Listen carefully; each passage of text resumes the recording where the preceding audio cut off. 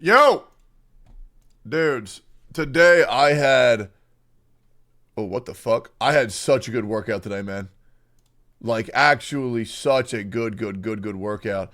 I unironically busted my fucking ass. So, yesterday I was doing skull crushers, okay? And when you go like this, right, and then you go like this, right, it works out your triceps really fucking good.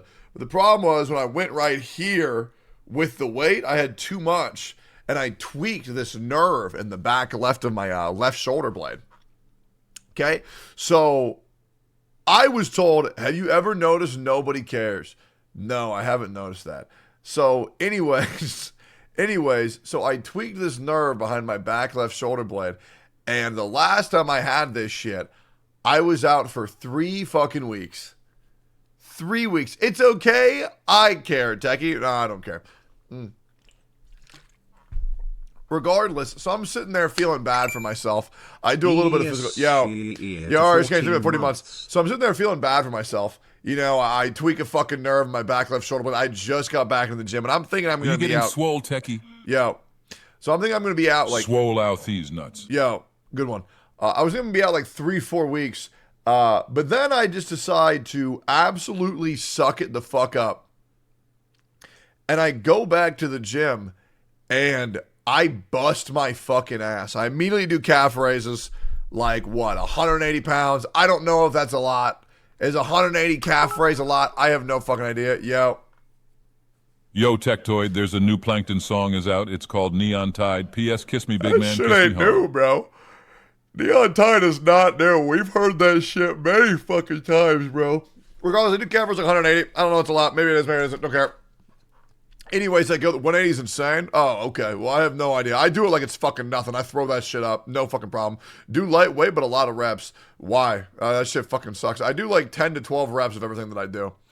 Besides bench, I go for like 4 or 5. Regardless, I throw that shit up, and then I get myself into the leg press machine, and I do 180.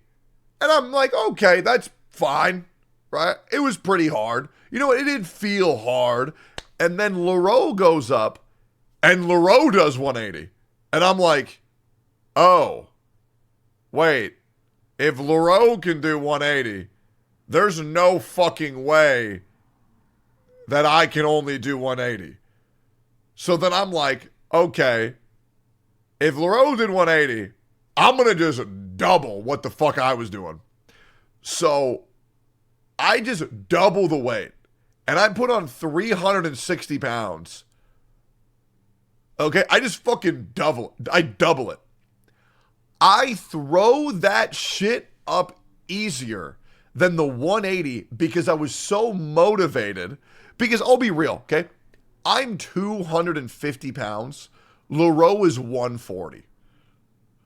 There is no fucking way we should be doing the same weight. Like, there's no way. It makes no fucking sense at all. So I just double the fucking weight. I double it immediately. I throw it up because then in my brain it's like, oh yeah, I can do this easily. I throw it up. But then it comes all the way back on me. And then my spine goes like, because it comes back so quick. And my nerve in my back that I couldn't move yesterday, like fixed itself. It was so good, right? So I finished that shit. I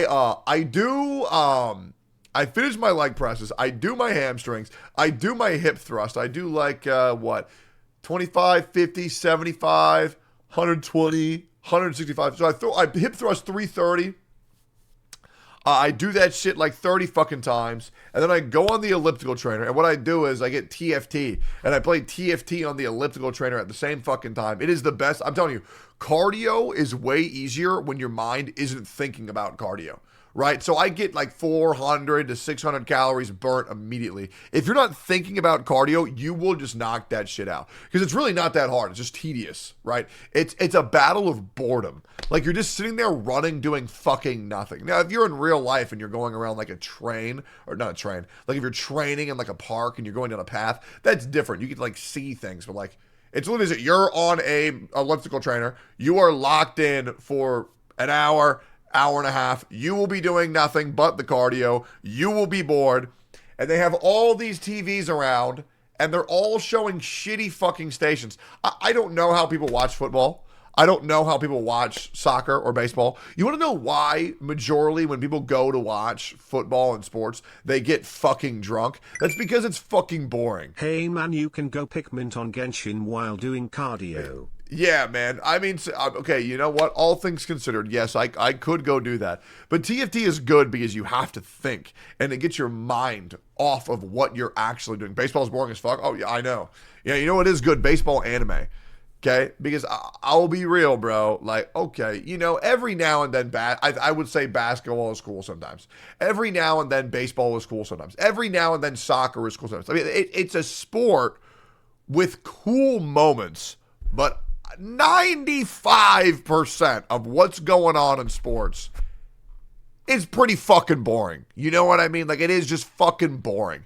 You're sitting there and the only thing you want to see is a score. This video has you in it. Is it a bald guy or is it an actual big thing? The Toxic World of Genshin Impact. Oh, dear God. What is this? Contract offered by HoYoverse for them to be an eligible streamer for this event. It's a 2-week exclusivity contract, which means you can only stream Genshin Impact for 2 weeks, no other games. And here's the thing for payment, $0. On top of not being paid, Twitch streamers were not allowed to accept other sponsorships or talk negatively about Genshin. Oh, well, we gotta watch this. Dude, do you know how angry executives were at me when I was leaking what the contracts say? Do you know how fucking ridiculous? And I mean this genuinely. Okay? Back in my peak of Genshin, for a 2-hour stream, a 2-hour fucking stream, I would generally get compensated between $12,000 and $15,000, right? For a sponsored 2-hour stream. But they wanted to sign you up on these exclusivity contracts for 2 weeks and not pay you a dime. Just to give you an example, all right, low end. This is low end, right? So this is 12,000 times 12 times 7. So if I were to do a subathon of sponsorships, and I were to stream the whole fucking week, you know what? Let's subtract some time. Let's be realistic. Let's say I do my hourly rate back then let's do 8 hours a day times 7. That's how much money those contracts should have been paying. That's times 2 again because it's 2 weeks. That is how much those contracts should have been paying. To only stream that, for you to be sponsored by a company, and they're just saying, nah, just do it for free because we'll give you a couple primo gems. I am telling you, man, that the Genshin Impact business practices were so fucking scummy. And the reason why nobody called that shit out is because they were too fucking stupid pushing this posy vibes fucking agenda, and they had their heads so far up their own ass, and they weaponized their stupidity because these fucking dumb fuck limp dick pencil neck content creators didn't know their own worth, and so they would punish everybody else by being so fucking stupid. And like, that's a real thing. Like, it is a real fucking thing, how fucking stupid they were. And it had an AoE effect, because then HoYoverse gets to go on you and says, well, this streamer's doing it for free. This streamer's doing it for free, so why do you have a problem? Because doing that would get you a boost in viewership, because then you'd get the drops, right? So you had to literally get fucked by these fucking companies' business practices because all these other dumb fucks don't know their worth. Thankfully, later, the second time, I convinced the streamers, hey, let's not be fucking morons this time, and we actually got our head out of our ass. People don't understand and want to sound smart? No, that's not it. They don't understand, but they want to remain positive because it helps so much. I'll be real, Genshin and Honkai Star Rail views are in the fucking dumpster right now. They really fucking are. But that being said, Honkai Star Rail is still in a great spot. I get that we have to have one bad patch out of, 7 so far, and I'm okay with that. Yeah. Yeah, they are. Oh, yeah, I know. Oh, by the way, boys, we have a beer pong tournament on the 14th at 4 p.m. CST. I would love for you to all be there. Because you aren't there. I mean, no, I don't think that's what it is. I just feel like there's been so much damage that's happened. Now, the good news is, and this is a little fun little factoid, a lot of Genshin contracts are coming to an end this December. Meaning that in January, I feel like there's going to be a lot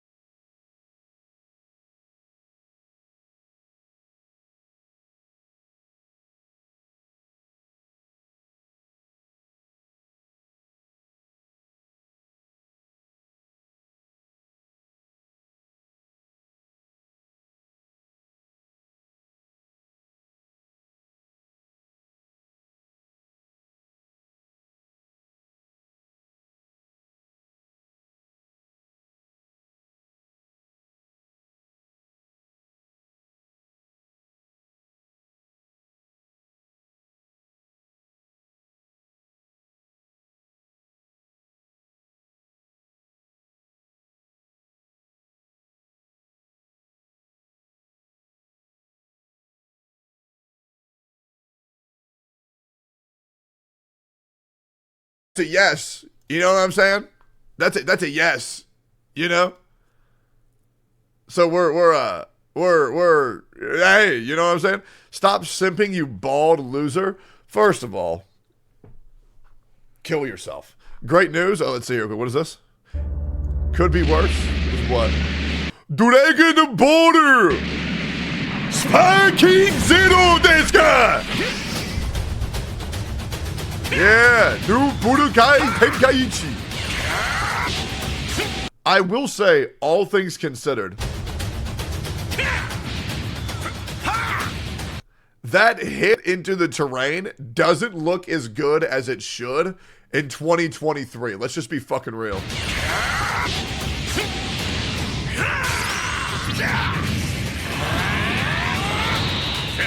Okay, I'm gonna need somebody to explain something to me. And this is something that DBZ fans have been ignoring for a very long time, okay?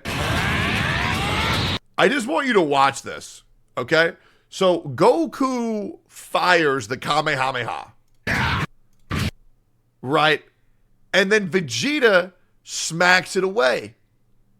Now, if this were a projectile blast, like a contained orb, I get it. But it's a beam. So why does him slapping the beam make it change directions? Shouldn't it only make that chunk of the beam move, not the whole beam? You know what I'm saying? Like that's not how that works. You know, like if someone were to like try to piss in my mouth, I drink it. But let's say I don't like it, right?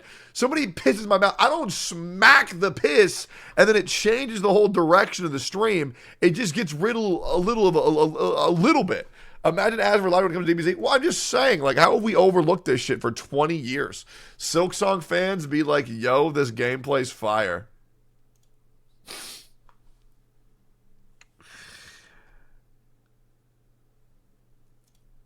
Okay.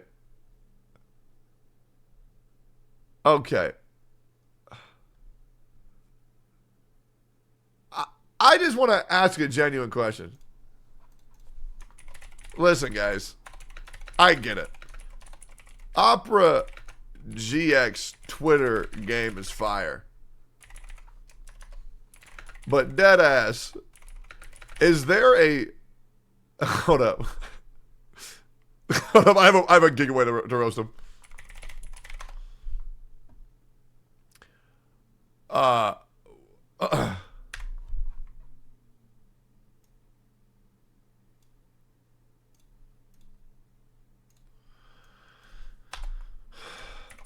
Opera GX users be like, yo, this web browser is fire.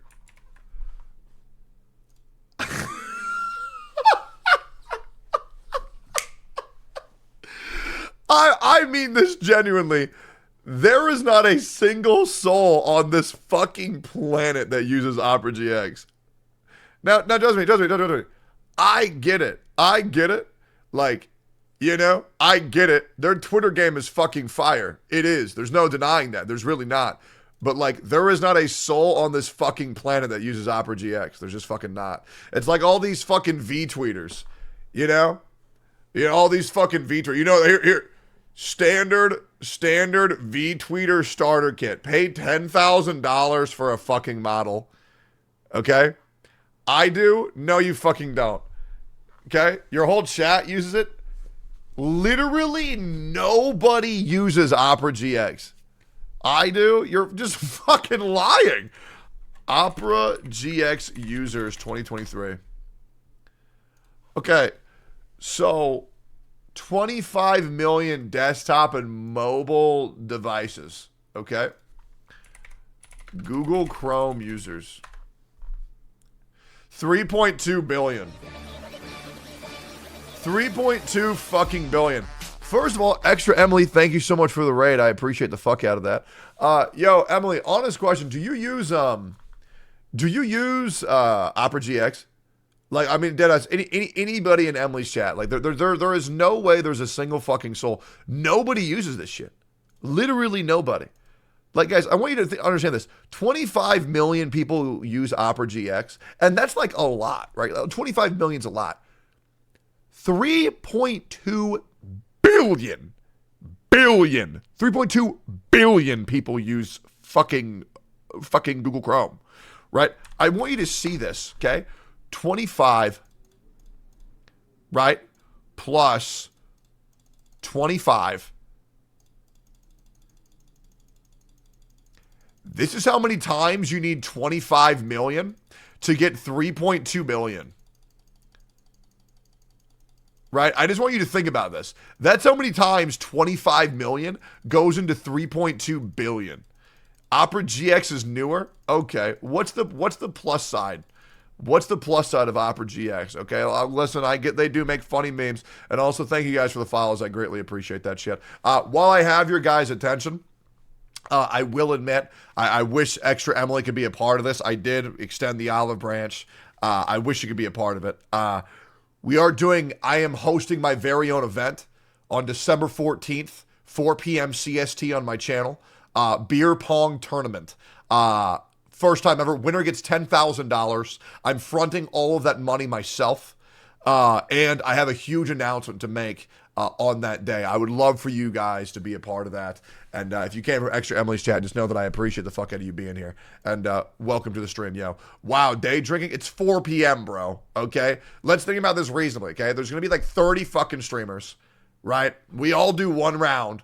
It's going to be like 7 o'clock before we take the next drink.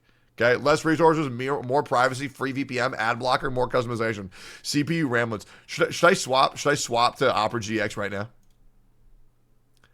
Should we make the swap? Like, should I extend the olive branch? Should I do it? Yes. Is it good? No. You can manage your memory usage. Okay, but Chrome is just so smooth. You should hear Extra Emily singing today. She was the best. Yeah, I heard that she was doing that shit. Chestnuts roasting on an open fire. Jack Frost nipping at your toe.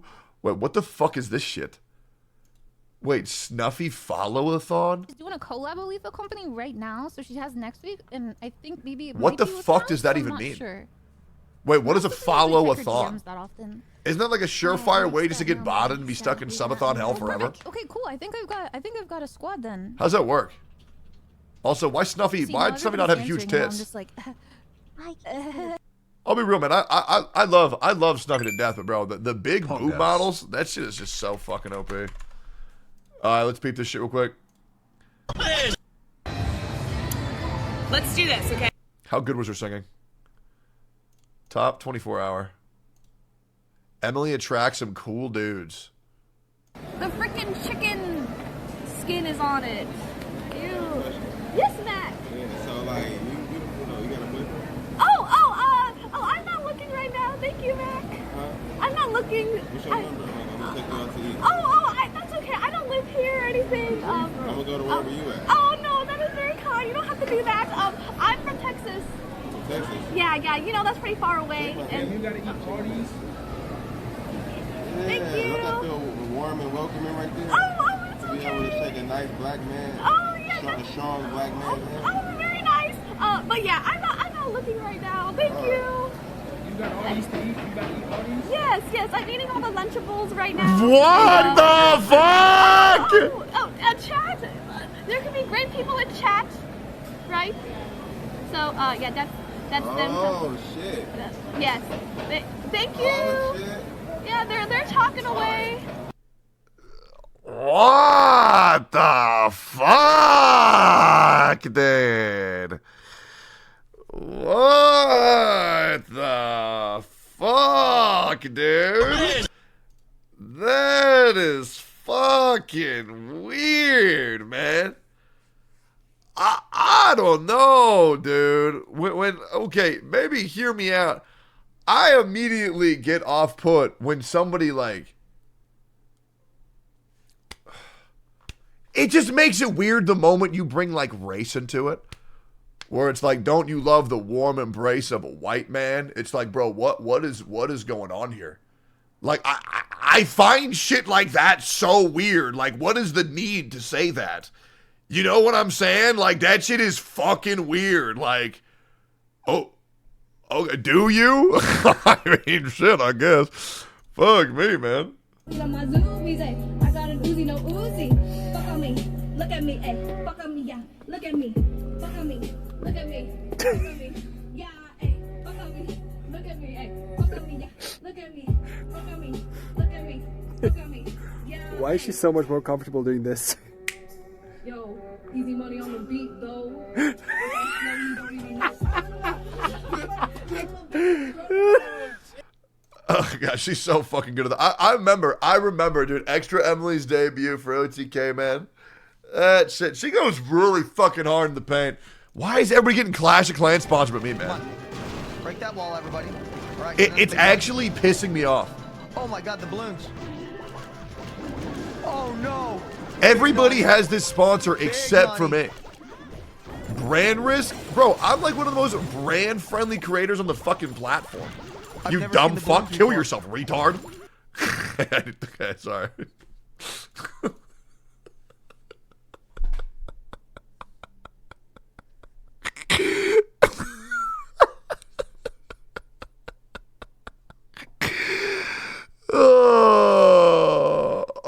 was wondering why you didn't do Clash. No, I didn't get the offer, man. It fucking sucks. Bro, what is going on, Drew? Bro, Twitter's going to be after you. They're after me regardless, man. Am I still bald? Hold up, no. Are my bald spot healing? Hold on, I need to check here. Let me print screen. Am I bald? Oh, yeah, it's rough. Yeah, it's rough, man. That is looking fucking rough. That's right. It's getting worse. Oh, yeah, no, absolutely, bro. Everyone in OTK got it? Yeah, it must be Wild West all over again. Hi, Techie. Unlucky. Hoping Yeah, the what best up? for you. Appreciate you a lot. I am quite happy that you feel better after your rest. Also, Opera GX is good, but they did something stupid that piss off a lot of their user. You can check the Opera GX Reddit for more info. You want me to go to the Opera GX subreddit to see what they did? Like, yeah.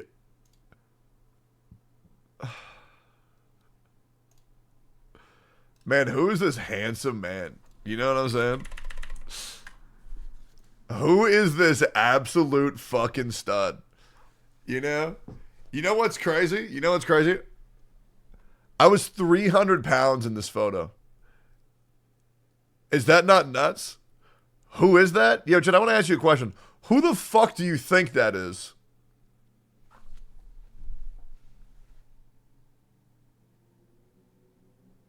Who do you think? Is that not fucking crazy? Honestly, I didn't know it was you. Guys, the hair doesn't make that big of a difference. That guy's ugly as fuck. Thanks, bro. No, I agree. I'll be real, bro. Like, the hair does not make that big of a difference. It really does. Okay. You know what it does? It screams insecure man. What is this? Play this game, you won't regret it. Make no mistake. I'm a sociopath. Okay. God, that sounded evil. Let's rewind a little. Okay. I grew up all over coastal America. Right. House after restraining order. Everything just kind of blends in. If the divorce rate is 50-50, my mom landed on tails like 8 times. Wait, are they telling my backstory? What the fuck? This is what? Wait, this is my backstory. Hold the fuck up. So by the time I was 14, right? I moved from 7 different houses and attended 6 different school districts. Is this game about me? After a while, you don't see a point in making friends. This game is about me. Vitamin C graduation song? Yeah, I can't relate. But then one year, all of that almost changed. For the first time ever, I found myself in a school for 2 consecutive years, going on 3. That's what I did as well. And then I started turning pretty a month into high school, so the guys hitting on you social leverage was really awesome. This is me. Popular girls would talk to me all the time. This is me. They were just stupid. They were dumb as fuck. They'd always been pretty. Never left out. Never alone. And when I think about it, all the thinking I've ever done was when I was alone. I was nice about it and thought I'd always be nice about it. Finally in one place to build a steady reputation. Okay, I never thought about it that way. My idea was, man, everybody's nice to me, but I just want them to leave me the fuck alone. That's crazy. And then life said, fuck that. Yeah. My piece of shit gamer brother got us evicted for pirating breakbeat mixtapes. It's like... Okay. Okay, it's not me anymore. Yeah, it's not me anymore. Even good music. Anyway, so mom was crying, packing up the moving boxes. And that's when she told me, we're moving out of state. And I just got settled. God said, fucking you, damn. I'm living with dad. He's just a neighborhood down. I put the boxes down, go over, knock on the door, and boom! A gunshot. My second Christmas killed himself. I walked in. Floor looked like a whole-ass video game, just blood everywhere. And get this, his suicide note was stuck to the fridge with a Cookie Monster magnet. All he wrote on it, Nicole's fault. I'm Nicole, by the way. Hi. What the fuck did I do to him? Maybe I missed the office softball game? Men are so into this revenge suicide thing. But whatever. It doesn't matter. Nothing matters. I'm moving. Again. City, county, state. All the same fate. But I've always said that... What the fuck is this game? This time, it's on arrival. What the fuck is this game? Wait, is this about a high schooler or about a college girl? Don't play it?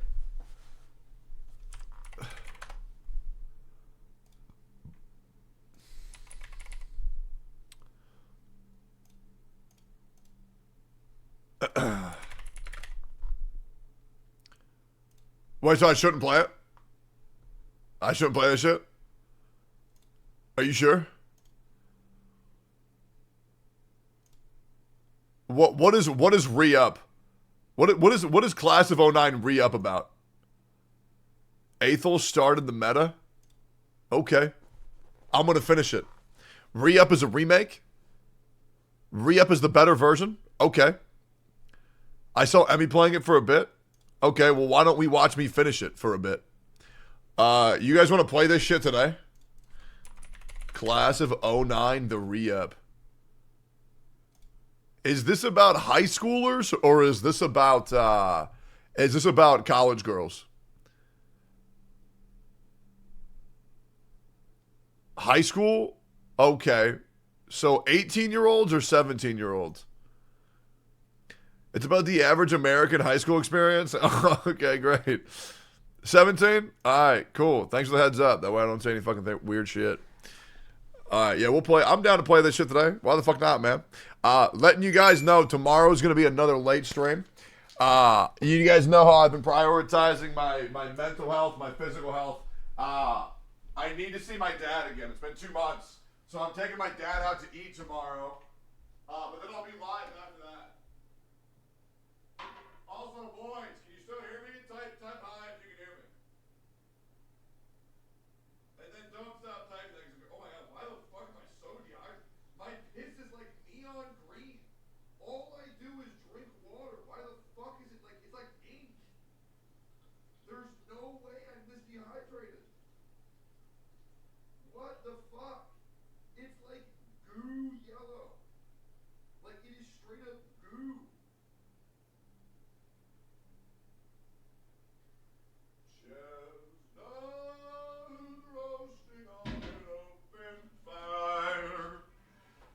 Hi.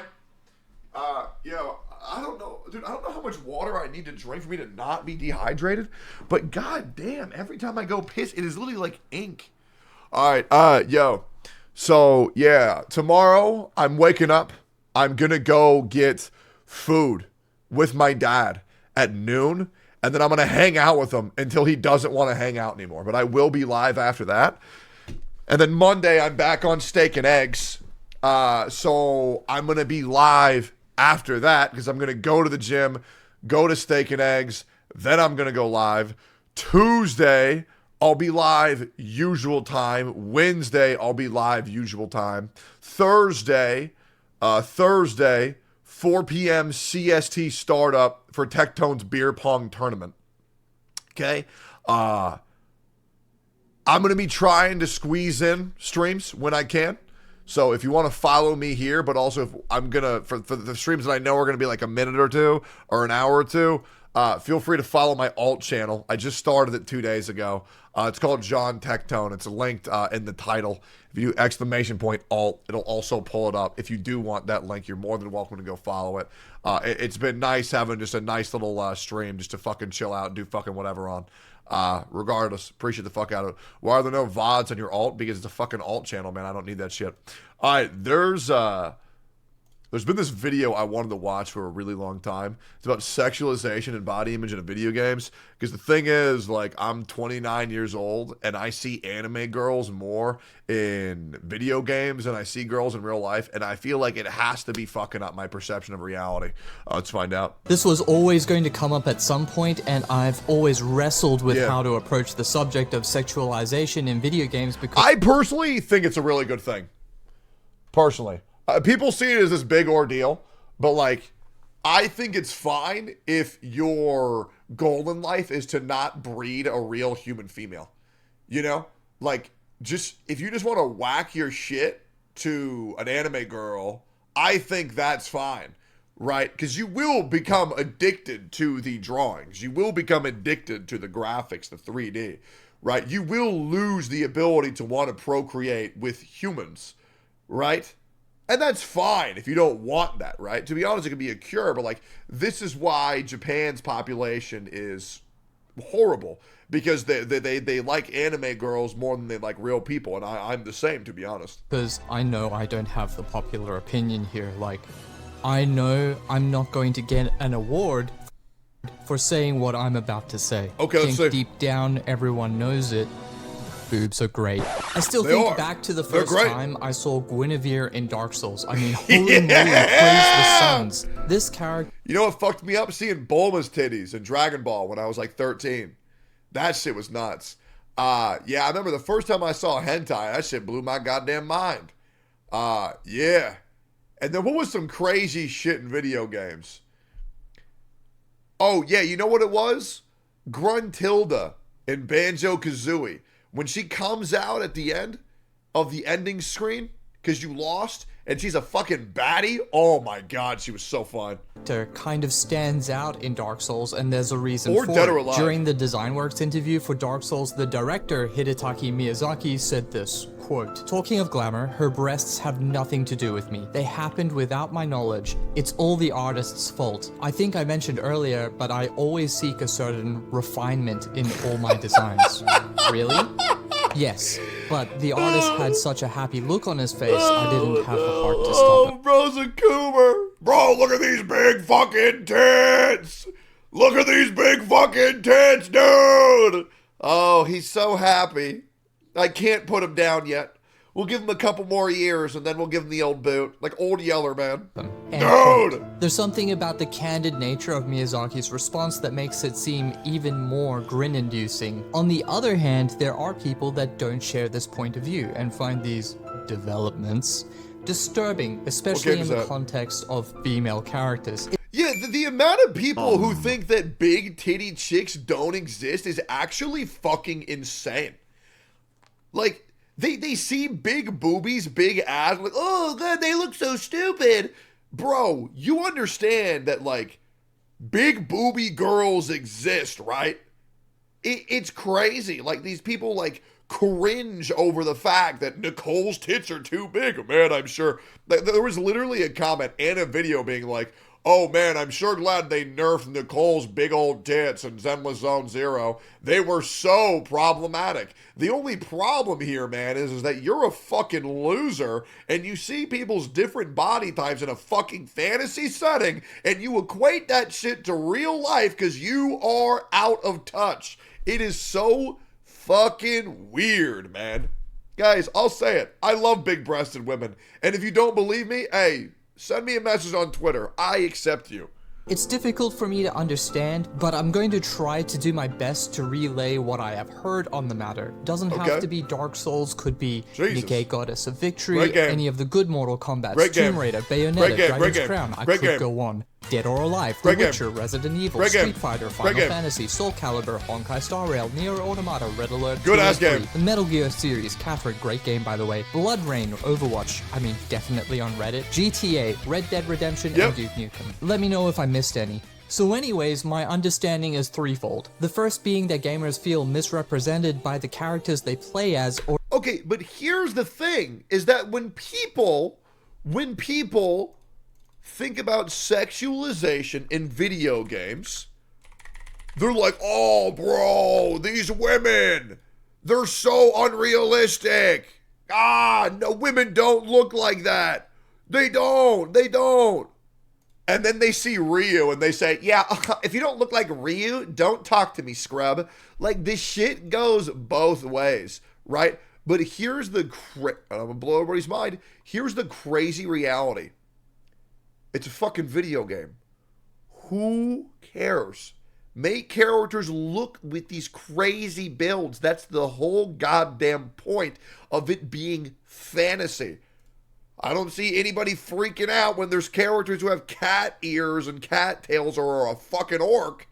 Like, goddamn, bro. We're freaking out a girl having big boobs in the same game where a man defeats God while riding a fucking dragon. Or even compare themselves to those characters and feel shame for not meeting the standard set by Meteor. That's because they have a mental illness. Duh, you don't have cat ears. The other is that the current state of gaming is nurturing males, in particular in the direction of misogyny, by holding women to unreasonable standards set on screen and then treating them as objects of sexualization or rewards to be possessed. The third is that... What in the fuck are you talking about? Okay, if some dude sees some shit in a movie or a video game, and they're going to use that as the excuse, oh my god, I'm sorry, I just played so many video games, that's why I objectified you and treated you like an object of sexual desire. Well, they were already fucked up to begin with, or at the least below room temperature IQ. They just failed to be immersed in the game because it's plainly unrealistic to them. Now, I'm not perfect, and it's not my intent to strawman people, but obviously I'm going to have my bias, as any human being does. If you give me a well-reasoned comment or correction, I may even do a follow-up video, but you also have to remember that we don't have the time to dive into the nuance of every perspective within the bucket of for and against in every scenario. For example, it's also crazy how this fucking this topic comes up the most, right? Oh god, these big titties are just so fucking problematic. What if men sexualize women? And then they're fine with like one guy slaughtering like thousands of people, putting their parents in blenders, eating children, and it's just like, oh yeah, that's fine. You know, they won't get affected by that, but they will get affected by big booby. You know, it's nuts. It's like, for example, the crazy thing is, there's this game called Coffin of Andy and Lele, you know, is seen as this whole big problematic game because they have a brother and sister who fuck in it. Meanwhile, and that's what everybody's talking about. Meanwhile, they kidnap their own family, sacrifice them to a demon lord, take their corpses, mutilate them, put them in a blender, eat them, have casual small talk about how bad their parents taste, and try to make their recipe better for the next time. And nobody batted an eye. But these people get so fucking weird about the most random shit. It's like this weird pick and choose mentality, right? I find it crazy how we live in, and you can call me weird if you think, but like, I find it way weirder that people are more angry about a brother and sister having sex than a brother and sister killing their parents and then eating them, right? I don't know, guys. Like, and the worst thing is, it was a brother and sister having sex in a dream. Now maybe you say, well, damn, Techie Miss, you'd be a great fit in Alabama. I'm not saying it's okay, but like, why the fuck do we have a huge problem with that, but we don't have a problem with fucking cannibalism? I don't know. Some of you might be fine with Bayonetta because her sexuality is rationalized in a way that makes sense to you, but maybe you find the scantily clad Katana from Mortal Kombat 9 so unreasonably proportioned and clothed that the only possible reasoning is that men find it hot. I mean, it doesn't exactly take a soothsayer to put that one together, but we'll get to that. I first want to tackle physical representation, and I think that this one is generally expressed more so by females, and yeah, I kind of feel the same. I, as a male, struggle to relate to most male video game characters. Most guys that are gamers struggle with this as well. They just don't talk about it. This is going to take a while, but let me cook. I'm doing something here. This is me in my 20s, and then I did many years of gym, and finally I did my first fitness competition in 2018. This is me then. I don't look like this at the moment. The reality is that maintaining a low body fat physique is really hard work, especially if you're trying to hold on to your muscle mass and you aren't using steroids. Now, even if I did jump on gear, there isn't any guarantee that I would blow up.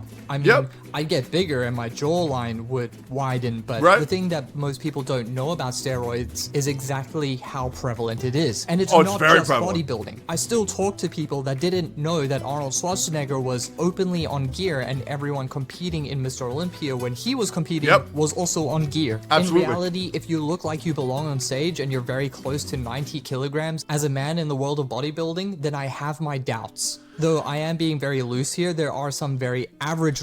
People look at bro here and they're like, oh yeah, it's fine. Then they see double D's. Maybe I'm crazy. Maybe I've only had experience with big tittied fucking women. But it's like, I have been surrounded my whole life with tons of women with big fat fucking tits. But like, if you're going to tell me that women with big boobs don't exist, well, then I recommend that you open your fucking eyes, right? But the thing is, it's not the status fucking quo, right? And we have to be aware of that. Just like fucking Thunder Dick here, made of absolute bricks, iron, steel, and fire. Less than 0.1% of men actually look like this. But nobody ever talks about it. Want to know why? Because we're not stupid enough to see it's a fucking video game. It's a game, bro. Looking steroid users that don't have the genetic talent or know-how to be exceedingly impressive, or okay, now maybe I'm crazy, okay? I think a woman like this is really not that unrealistic. Like, am I nuts? Like, I feel like this just looks like a above average woman. You know? Maybe that's just me. She has pink skin, bro. Yeah, well, maybe she got suntanned. Or they could seem unimpressive because, well, they've got quite a bit of fat on them. A lot of them are purposely trying to keep these things under wraps. Like, an unrealistic woman is like Tsunade, right? Or even Chun-Li, because her legs are the size of fucking bazookas, right? Me personally, I also don't think Tifa is that unrealistic. You know, just like this. I don't think that this guy is that unrealistic as well. It's just there's not that many people who look like him, right? But I don't think it's just to a comical degree. Like, for example, Canute looks like this guy, right? But it's important to know that, like, these characters are main characters because they are that fucking ridiculously good looking. For obvious reasons. It's a topic that is surrounded by a lot of taboo and nonsense that gets in the way of clear consensus. Now, what makes this even more sinister is that our current day and age makes it very easy to take advantage of people that don't know this. There are tons of influencers and movie stars that have been on gear and then claim that they aren't, or even worse, they are selling fitness programs while claiming that their physique is obtainable. And yeah, a better physique is obtainable, but maybe not that particular one. Liv, where are you going with this? Okay, I'm getting there. The point is that the collective majority opinion on what a peak natural male looks like is unrealistic. It's just not on the cards for a lot of men, not without drugs. This is Eugene Sandow, considered the father of bodybuilding, but also he lived before steroids, so you can trust that he's 100% a real man. Now, you could make reasonable arguments that more people are in the gym now, so there's a greater genetic pool in the sport and therefore more impressive physiques. And you could reasonably say that sports science has improved to make bodybuilding more efficient, and this is true. Something to consider, but I don't think it's astronomically different.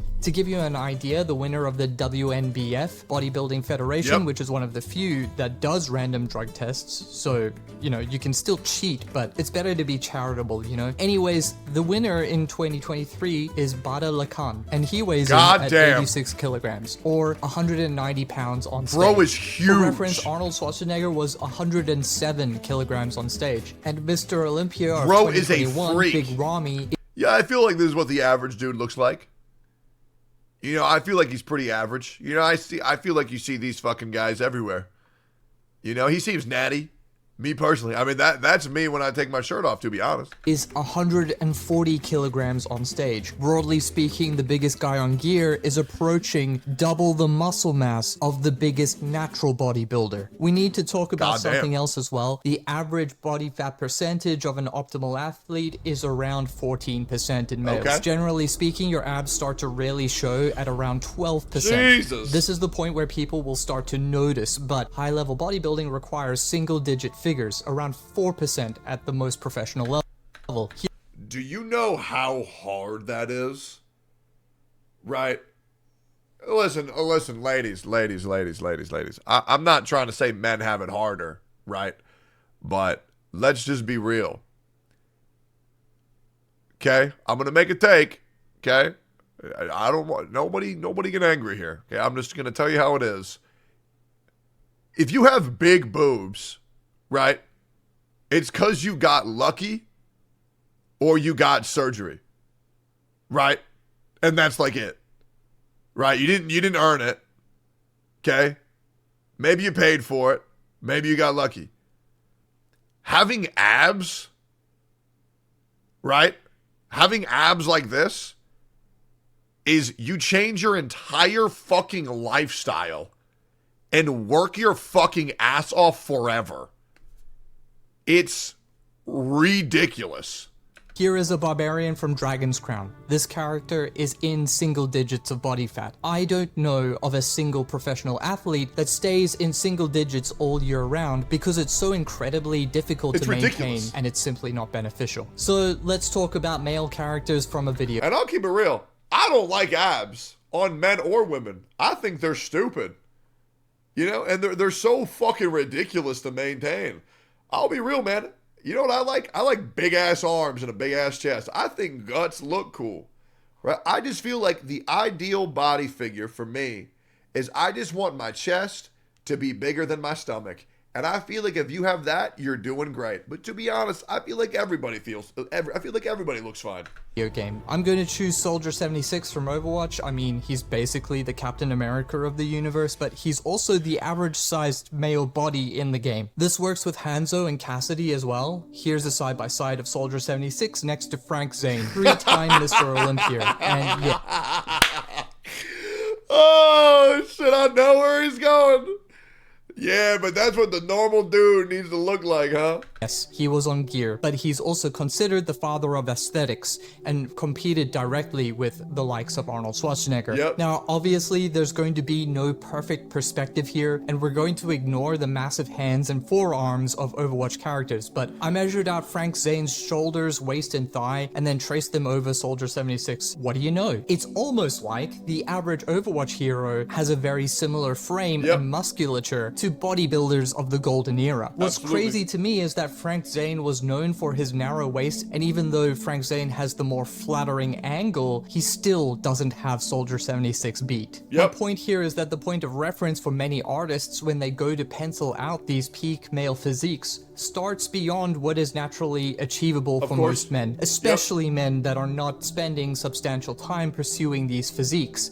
Now, for full disclosure, you can definitely find male characters that fit more realistic ideals. Ethan Winters from Resident Evil and Nathan Drake from the Uncharted series come to mind, but all these guys are classically handsome, and I'm gonna tell you something. You can change your mass, you can get some abs, you can put on some muscle, but the face you got is the face you got, and I ain't got that face. Oh, God, ain't that the fucking truth. Nah, I will say, if you're ugly as fuck like me, I highly recommend growing a beard. It will cover up your less than appealing little neck fat, right? A beard can turn you from a 5 to at least an 8.5, right? And I'll be real, bro. If you're still, you know, mid-30s, hiding that bald-ass head, bro, just shave it. Give up the fucking fight. Just shave your fucking head. It's really not that big of a deal. What if you can't grow a beard? Go to Party City, buy a fucking wig or something. Also, a lot of games that try to appeal to more Eastern standards don't really value muscularity as much as Western cultures, but rather slim, tall figures with more of a focus on aspects like face symmetry, eye size, and fair skin. The takeaway is that there are tons of male video game characters that don't even have naturally or unnaturally achievable physiques. Most of them are nowhere near the average male, and what's scary is that the general population are largely incompetent in discerning this, whether it be from the perspective of a male or a female. Oh, absolutely. In fact, there is no study on this. Literally no one talks about it. For the sake of fairness, what I'm talking about here is applicable to women as well. For example, women retain a higher body fat percentage naturally, and they can't get as low as... Okay, I'll say it. So I think let's see here. Let me just keep it objective here. But let me try to be fair. I think I'm pretty fucking based. This to me is completely unnecessary. This to me, if a chick looked like this, I'd be on my hands and knees for him every single day. This to me is too much fat. Okay? Just being real. I think 20 to 22 right here, God fucking damn. That is perfect to me. I think you can actually go a little bit fatter. You know? I think that is fucking beautiful. I don't know who the fuck would sit here and say anything but like, I feel like that is hot as fuck. Me personally. You know, I feel like that these two right here, these are fucking gorgeous. This is just, I mean, that looks hard to maintain. This shit to me is beautiful. This, too much for me, right? I mean, if you like big old chicks, you like big old chicks.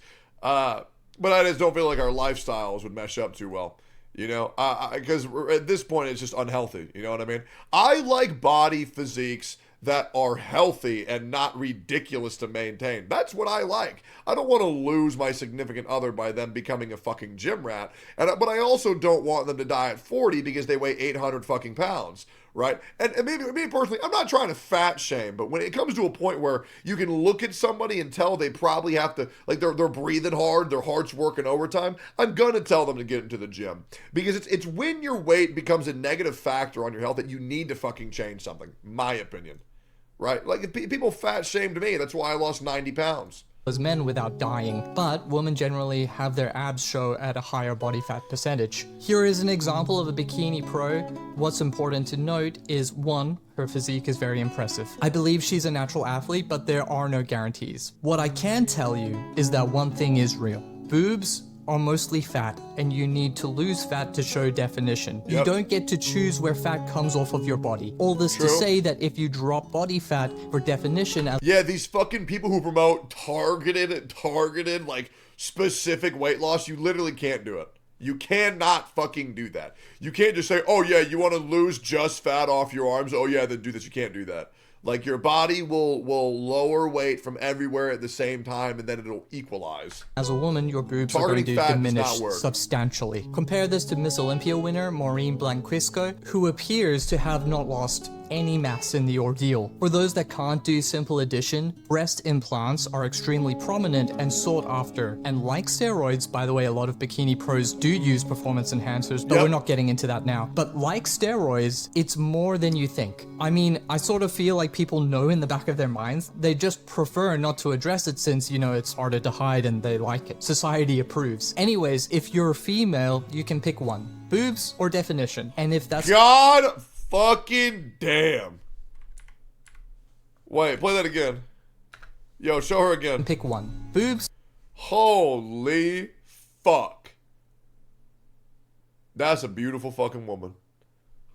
Holy shit, man. Or definition. And if that's not acceptable, then you're going to have to go under the knife. Female video game characters seem to have it all without any of the compromises. And by the way, Zarya and Junker Queen are on gear. Sorry, not sorry. Women don't produce enough testosterone to get that big without help. God damn, and then there's man. Abby from The Last of Us play Part some 2, DK. who, as far as I can tell, is the only person in the apocalypse that has access to PEDs, a rigid training regime, and ample protein to sustain that otherworldly muscle mass. The primary driver for muscle growth is free testosterone, and comparing the high end of testosterone in women versus the low end in men is 11.6%. Women have 11.6% of what men have in terms of potential for muscle growth if we're being charitable. Now, don't get that number twisted. It's not 11% of muscle mass, but 11% of the hormone that is the driver for muscle growth. I didn't know that. Yada, That's yada, crazy, yada. actually. No one cares, Liv. Women That's that lift are kind of gross. This is also Maureen Blanquisco, by the way. I think a lot of people make snap judgments about what people look like on stage. You train for years and years and you work toward a single season of being lean and then you fall back to a sustainable body fat percentage. I think one of the most harmful perceptions that females have adopted. Who says that? No, I would say that people who bodybuild, like to do those Olympia things, I'm not to be a dick, I've never once thought that a male or female that looks like that is attractive. That to me is like absolutely like, what the fuck? Like, it's more like comical. Like, they look funny. I don't know. That's just me. You know, like, bro, have you seen Canute try to scratch his own back? Like, he's so jacked that his own body can't function the way that he needs it to. It's insane. For themselves, it's unironically fucking insane. Physically stronger will make them unattractive. I cannot find a single scenario where it hasn't made a female more attractive and more capable outside of the use of performance-enhancing drugs. Like I said, these extremes are unsustainable, but it ties nicely into wrapping up this detour. Real life is full of bodies that are not sustainable or even achievable for the average person, male or female. Video games and other mediums take these unachievable shapes even further from our reach. But I do think that there is a fundamental difference between how different people see this. I kind of see it as the space between perfection and reality. Two lines that you can influence and draw close, but you never can align. My thought, and I think a lot of people share this, is that if you don't have a sample of perfection to aim for, you never draw close to it. That's why fair. A lot of guys admire Arnold Schwarzenegger's achievements and try to emulate I think that's him, a good line. even if they know they can't do it without drugs. Like, Even that's for though- me. It's like when I watched Goku in Dragon Ball Z, right? I don't think, oh yeah, I'm gonna come to Super Saiyan and shoot beams out of my fucking hands. I'm like, oh bro, Goku's sick. I want to get in shape. I don't think that, like, I'm not thinking, oh, and then I want to be able to fucking fly, right? Well, at least after I was fucking 12.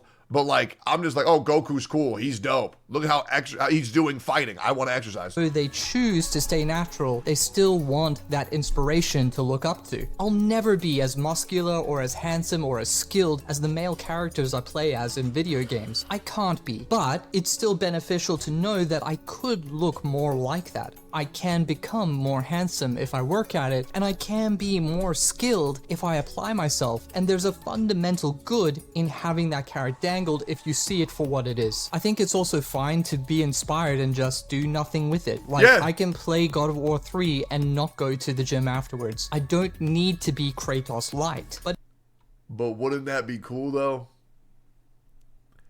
Wouldn't that be kind of fucking sick though? It's nice to dream for a moment. Now, on the other hand, maybe you're in the camp that sees these characters and people as these impossible standards that you need to meet to be approved of by society. And my first question is this: who told you that? You want to know my second question? Why did you listen to them? What scares me the most is that there are some that carry this perspective. Okay, is this Nikkei? Am I looking at Nikkei cousins right like now? A backpack of bricks, and they want everyone else to stop. I need to play this game again. God damn. And fill their backpacks with bricks too. And if you're wondering why people, and I mean people very deliberately here, male, female, whatever, if you're wondering why people won't take on your perspective, it's because it's harmful to them. You're the one that is peddling a dangerous ideal. Video game characters are not an accurate reflection of us. Not in the physical sense. Besides not by a Kratos, long that's shot. me. Instead, they are far more a reflection of an ideal of beauty meant to please, entertain, and provoke inspiration. They have never been a finish line to cross. The problem is that Twitter gave every dumb fuck a megaphone, and it lets these people with, for lack of a better term, people who have no social skills, life, or any amount of knowledge in their brain scream the dumbest shit online, and they have a reach. I don't know anybody who actually thinks they need to look like a video game to be accepted. But like, I mean, these people, they're just insane. And they don't get it. It's fucking pathetic. You're not supposed to get to the point that you look like Lara Croft and then think to yourself, ah yes, I can finally be loved and accepted. Yeah, what the fuck? And there is a but. Female characters are more often sexualized than male characters. So I can understand that if you're a female, maybe you don't feel comfortable with Kasumi's massive knockers knocking around on screen in skin-tight revealing clothing. You don't see the art. It's not pleasing. In fact, maybe it's just kind of gross to you, which again is difficult for me to grasp, but I'm trying here. You might... Okay, I don't get how that shit can be gross. Can somebody explain that to me? How the fuck does anybody see big boobs and think, oh god, disgusting, that isn't a piece of shit? Like, like, what? Like, I can't think of a single scenario for me where I'm, like, disgusted by this shit. I just don't get it. If you don't like women sexually, yeah, but, like, what's the reverse situation? Like, isn't that just somebody being a fucking dick? I guess imagine a man with an underwear. What? I watch WWE. I watch wrestling. I watch fucking barely dressed dudes wrestle each other all fucking day. I've never once been grossed out by that shit. And trust me, I'm straight as fuck. I don't want floppy titties on my screen with mom around. What, does your mom not know boobs exist? Also feel like female silhouettes aren't as varied as male silhouettes in video games, and I'd say that I'd broadly agree with that assessment. But if you'd ask me if it's more socially acceptable to alter the appearance of men for comedic value, I'd also agree. So we find ourselves at an impasse here. Majority-wise, males like sexualization of female video game characters a lot. Not always, and not in every scenario, but we like it a lot. I'm not going to lie. Right. Females don't tend to like it as much, but sometimes they do. Let's address the elephant in the room. Are most video games marketed towards males? Yes. Even though the most current... Well, yeah, they're marketed toward males because more males play video games than females. Right? Like, why wouldn't you market it to the general majority, right? Like, that's what sells. I'm not going to make a fucking peanut butter sandwich targeted towards people who are allergic to peanut butter. I feel like that's a no fucking brainer, man. Like, what the hell? A survey I can find in 2023 showed 46% of gamers in the US are female. I'd say at a glance that most games cater to male tastes. When I say that though, I don't mean it in the exclusive sense. For example, Call of Duty generally appeals more to males, but if you take a look on Twitch, you're going to see that there are tons of females playing the game. Anyways, a bit of lore here. During the 80s, video games moved from the electronic section. Now I will say 54 to 46 from men to women. That ratio for video games. Is that true? Because that does not seem true at fucking all. Like, I don't know where the fuck they got that graph from. I was thinking at most 70-30. Like, where the fuck are they at then? Am I nuts? I can't leave my house without seeing a guy wearing a fucking anime or video game shirt. Where the fuck are the women wearing? Like, where are they? Dude. Because my thing was, back in my day, you know, my type was chick who played video games and anime. Because they were so rare. So where the fuck are they at then? Am I crazy? Mobile games? I play mobile games. I'm a dude. Of stores to the toy section, and because toys were separated into male and female, video game consoles were placed in the boys section. This is one theory behind the gender skew in marketing. Furthermore, only 3% of people working in video games were female in the 80s. I personally worked in the video game industry in 2007 as a quality assurance tester for Orin Developments, the guys that made the RTS Dark Reign. Yeah, I know you don't remember. My experience was that the video game industry is not highly paid and extremely volatile. And yeah, I know a QA tester is kind of bottom of the barrel, but I also know what the programmers were earning, and it wasn't great. I still remember sleeping under my desk and having to wait until midnight to test a build that had to be approved by the start of the next workday. The truth is that video games weren't born as this extremely lucrative endeavor. Sure, the industry is huge now, and I'd hope— Yeah, I'm not gonna lie, man. Whenever I tell people what I do, I don't just say I'm a streamer. I immediately have to pull up my Twitch channel and say, yes, I'm a streamer and I make lots of money from it. Because generally, because video games are so popular, I mean, everybody's a fucking streamer. Everybody's streamed at one point, right? So I have to let them know, yes, I am a streamer that is lucratively successful. Because otherwise they just look at me like, oh, so you're unemployed then. And I'll be real, I do not like being looked down upon. I cannot do it. I cannot. I've been looked down enough my entire life. I don't feel like experiencing the pity and shame anymore. Fuck, I'm turning 30 this month. Jesus Christ. Or you can just say you're a clown. Fuck you, pussy.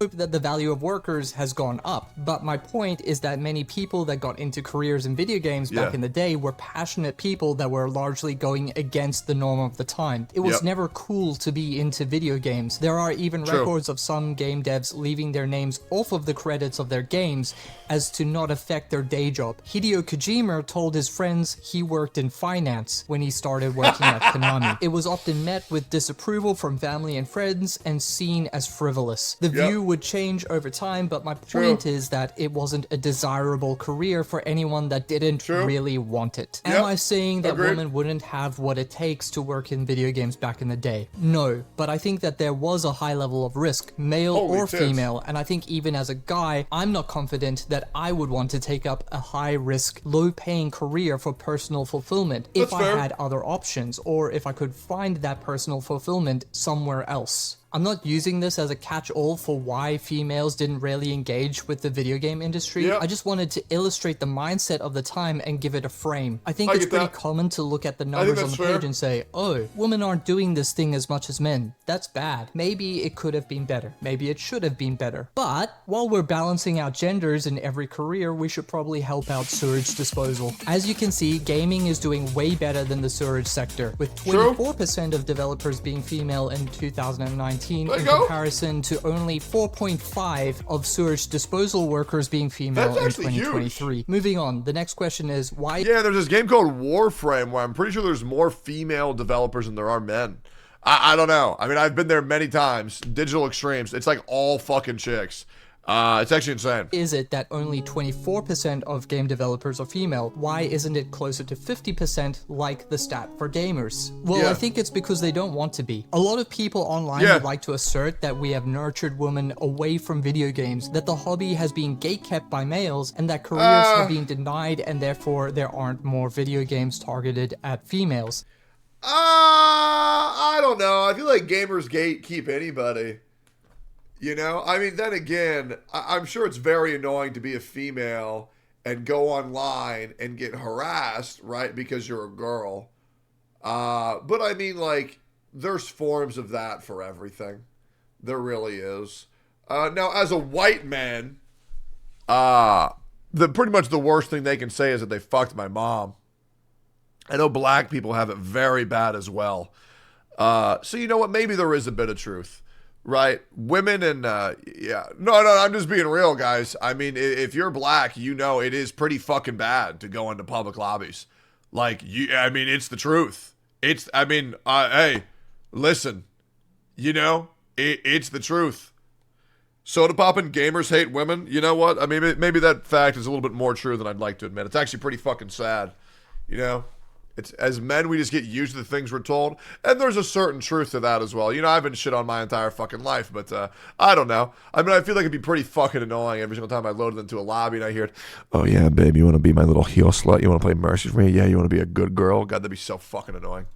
I do think there has been gatekeeping, sure. I mean, I know Blizzard has been in the news for its frat boy culture. Even when Blizzard hired Jen O'Neill as co-leader of the company, she soon stepped down from the role because she realized that she was there as a token gesture for solving the current lawsuits. You can also throw Riot and Ubisoft in there too. I'm not here to argue that racism and sexism doesn't exist and that it doesn't need to be rooted out where... Yeah, I mean, I'll be real, I've actually had a couple of female friends who got jobs that they were significantly unqualified for, that they soon realized that the only reason why they got hired is because they wanted to be able to claim that they had female representation. Which is a pretty sad reality. I mean, sure, it gives you a nice little bonus, but being realized that you're used as a PR piece and not as a human being is pretty fucking insane. Where it's found. But there is something that the gatekeeping narrative doesn't account for. See this game? This is Bright Memory Infinite. It's a first-person shooter with awesome action combat set in China. It only runs for 2 hours, but what's remarkable about it is that it is made by a solo male developer. You don't know this game? Okay, have you heard of Minecraft? Developed in 2009 by a solo male developer, Marcus Persson. These are only two, but Stardew Valley, Cave Story, Turbo Overkill, Roller Coaster Tycoon, Choo Choo Charles, Mechs vs. Kaijus, Getting Over It. The list goes on. The one thing that all these games have in common is that they are created by solo male developers. There's no gatekeeping in solo development. I mean, it would be pretty difficult to create a sexist or racist environment in a company where you are the CEO and the only employee. So then where are the games made by female solo developers? Well, they do exist, but but they are few and far between. The Ranch of Rivershine is one. I found 2 others, but one was for mobile only and the other was still in development. I wish them the best of luck. The point is that when our general population is left to their own devices, the people that really want to make video games and have the drive to make them successful are males. Again, I don't want to throw shade at the few female solo developers here. Can women do it? Absolutely. But most of them don't seem to want to do it enough to make a dent in the comparison. Researching this video took me about 5 minutes to find the games made by male solo devs. By comparison, it took me over an hour of combing the internet to find the one female solo dev game in r/gamergirls. Now, I don't really have any theories here. I'm not a psychologist. I'm certainly not tinfoil hat enough to assert that women have been brainwashed into thinking that solo dev games are only for men. So I have nothing to offer here other than I think women are less attracted to video game development than men, even on their own terms. Now, I want to clarify this point. He's not saying all women are less attracted to video games than men. What he's saying is that on average, there are more men who are attracted to making video games than there are women who are attracted to making video games. Give me 1 second. Count to 10 and I'll be back. Give me 10 seconds.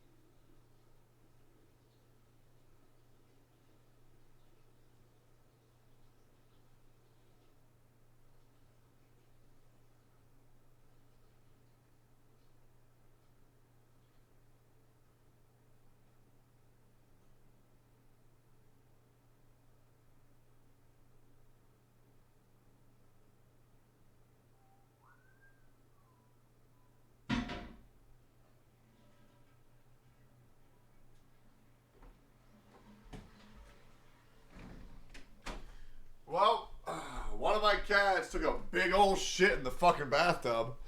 Jesus fucking Christ. Walk in there, just reeks of shit. Good Lord. Let's keep going.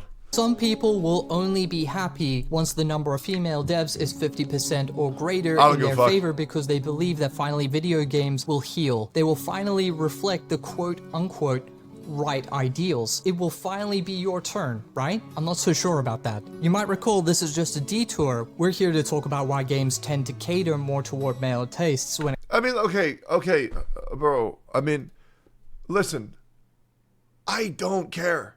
And it's not because the issue doesn't affect me. It doesn't affect me for anything.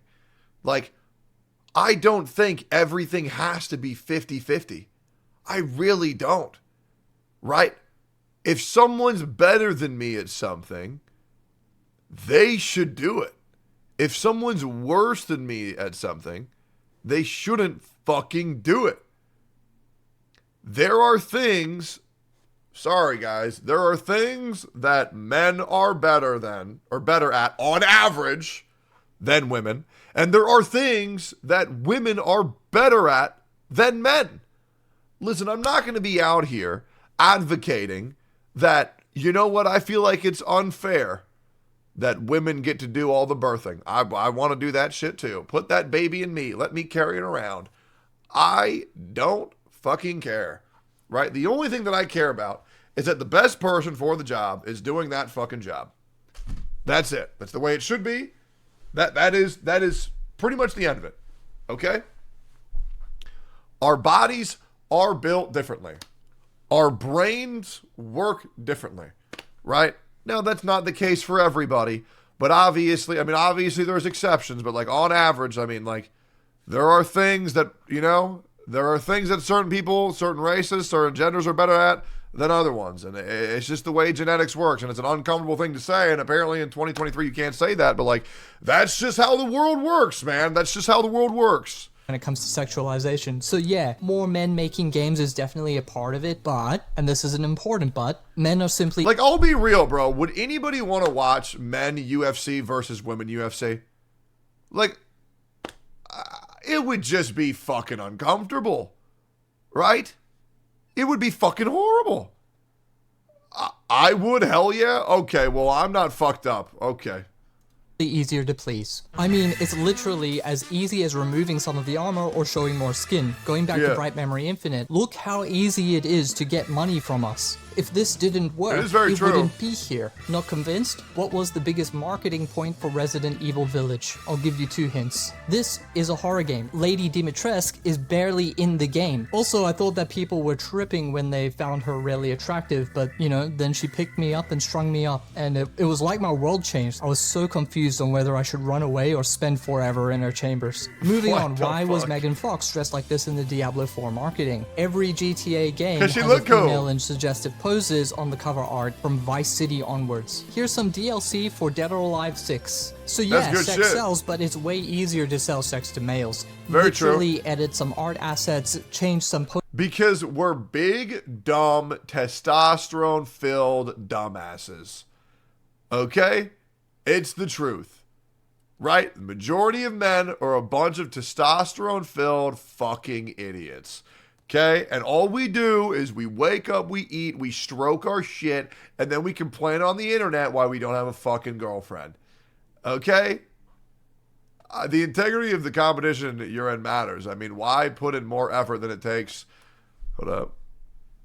Than it takes to make the prize pointless? I have no idea what point you're trying to make. Poses, get a voice actor to make a suggestive line or two, and it will pay dividends. Sometimes this can backfire, but I think it largely works if you don't go too far with it. And yeah, it's not necessary, but it's free money if the shoe fits, or if you can make it fit. Comparatively, how do you attract females to a product using sex? Like, this is a genuine question. Do you add genitals and give them physics so they move around under the clothes of male characters? Do you take characters' shirts off? Do you make them wear turtleneck sweaters? If it was for my wife, I'd dress the character like they're from a K-drama, and I'd make them do chores around the house without being asked. But I'd leave one dirty plate on the table, and then when the girl goes to pick it up, he quickly grabs her hand and pulls her in, and piano music starts to swell. He smiles and looks into her eyes for exactly 3.5 seconds before saying, "I'll take care of it. Spend more money online, please." Like, I know this would be interesting to my wife, but what about my neighbor? What about my female work colleagues? How many women would this work for? And how long do these interactions need to go for? How much money would I have to spend to put this in a video game that has nothing to do with romantic dramas? For example, Dead or Alive is a fighting game, 2 people beating each other up, but you can make it sexual for males very easily. What is the cost of doing the same for females, and how much will it eat into the core design and game pacing? I'd actually love to see it done. Imagine a boys over flowers fighting game. So yeah, my point is that if I was thinking about game development in terms of cost of both money and time, I think it's just far easier to use sex to sell to males and try to strike a balance where it doesn't hurt. I mean, there's a chance that if I make it hypersexual, I can get even more money, even if I get less sales, thanks to DLC and whale culture.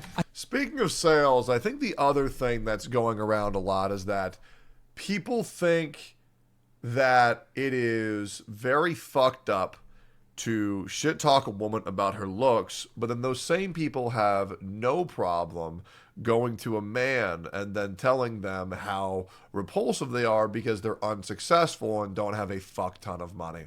We all suffer from things that suck to be told, but, you know, there are certain things that we all look like. But going up to a man and shaming them for not having a 7-figure, 6-figure job is very, very, very fucked up, because the world really is RNG for a lot of things, and there are some things that are beyond your control, and not everybody can just get a 6-figure job or a 7-figure job because they work hard. Some people get fucked. I think that at the end of the day, women's tastes are far more, let's say, complex and individually specific. I mean, they are totally specific, but I think that they are more specific than it is for the average male. And hey, that's not a bad thing, but it's an expensive, high-risk decision that makes it unattractive for most businesses that are trying to make a video game. This sounds like a lot of opinion, but here's where I'm coming from. In 2013, a study was carried out where they showed 4 wristwatch advertisements to both women and men. These advertisements had various levels. advertisements. Sorry, guys. He's British. Levels of sexual content and prices attached to the wristwatches. To summarize, women found the ads with sexualization distasteful but were slightly more accepting if the price of the watch was higher. Men's reactions were more accepting of sexual content, duh, and the price of the watch had no bearing on their reaction. I'm going to quote this part here as it relates to what we're talking about. To quote, in order to appeal to women, marketers using sexual images in their ads should therefore display sex in the broader context of committed relationship, rather than promoting recreational sex, according to authors of the study. They link the findings back to the sexual economics psychology theory, which infers men see sex as an end in itself, while women link sex to a relationship commitment. The ad could, for example, position the product itself as a signal of commitment, such as a romantic gift from the man to a woman, although there was no improvement in attitude if the gift was offered by a woman to a man, or show the idea of intimacy or a relationship prior to any sexual image being shown, end quote. Now, I said that most businesses don't want to dabble in trying to use sexualization to sell video games to females, but I never said it doesn't exist. Dante from Devil May Cry 3 might be the best example of an attempt to sexualize a male character in a way that is more appealing to females. Also, there is a whole video game genre. Otome or maiden games are video games that usually take the format of a visual novel where you are trying to romance one or more male characters. These mostly play out in the same way most romances play out in written form. I think a lot of people will not strictly call these video games, but hey, that's for you to decide on an individual level. While the male characters in these games are not usually sexualized, they do exist for the sole purpose of romance for women. This is as close as we get to men as rewards. I'll caveat here to say that RPG games that allow you to make your own character and allow you to create relationships and romances tend to be the best middle ground. A good recent example of this may be Baldur's Gate 3, but there are many others. The key ingredient is that the more relationship building there is, the more likely it is to appeal to female. I just feel like Baldur's Gate did a really bad job of properly representing the sexualization of bears.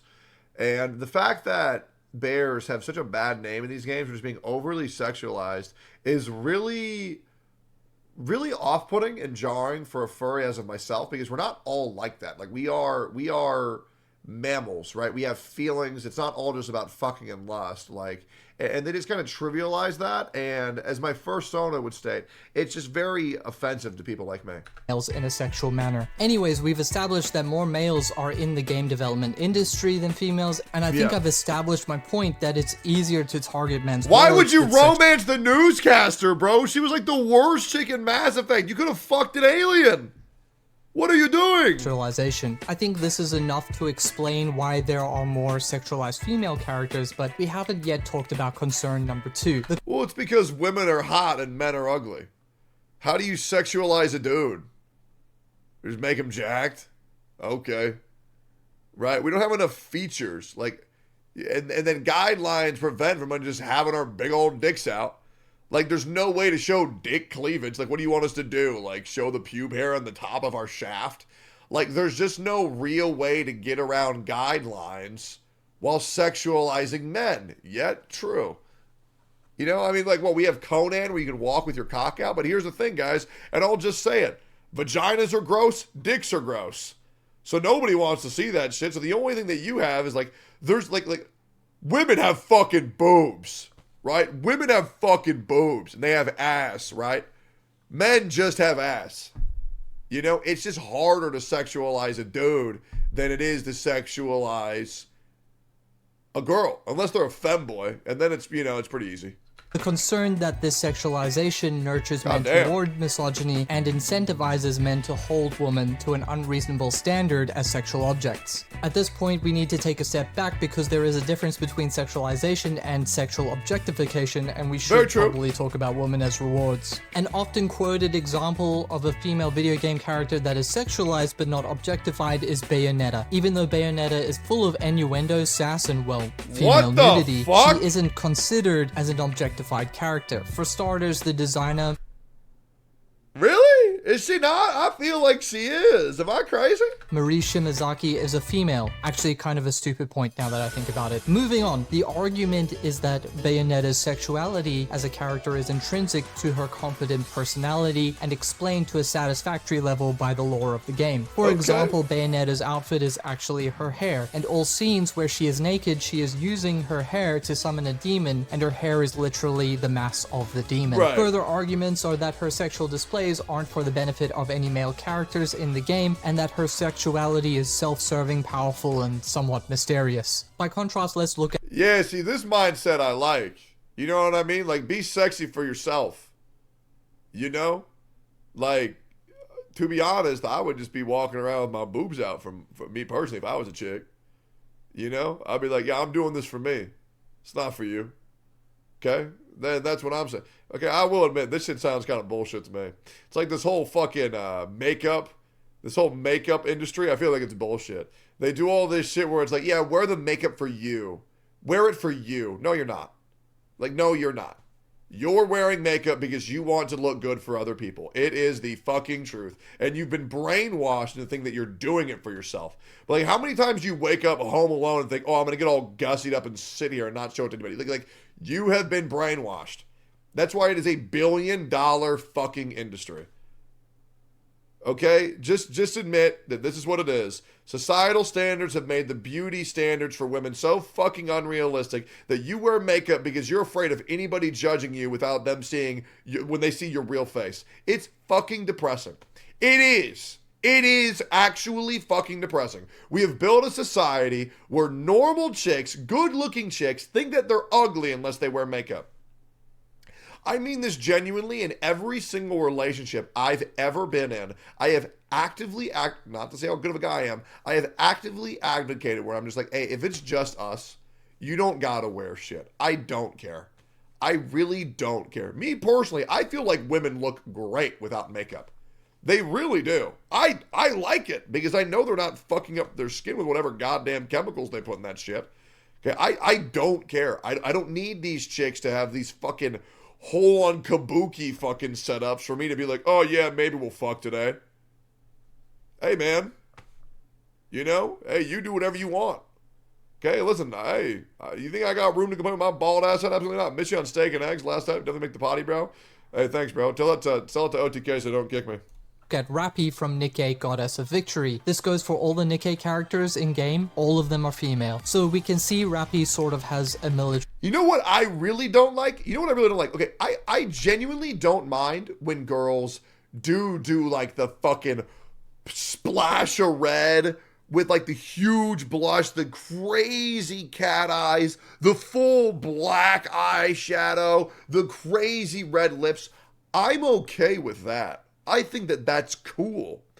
What I don't like is where women or men use makeup to look natural.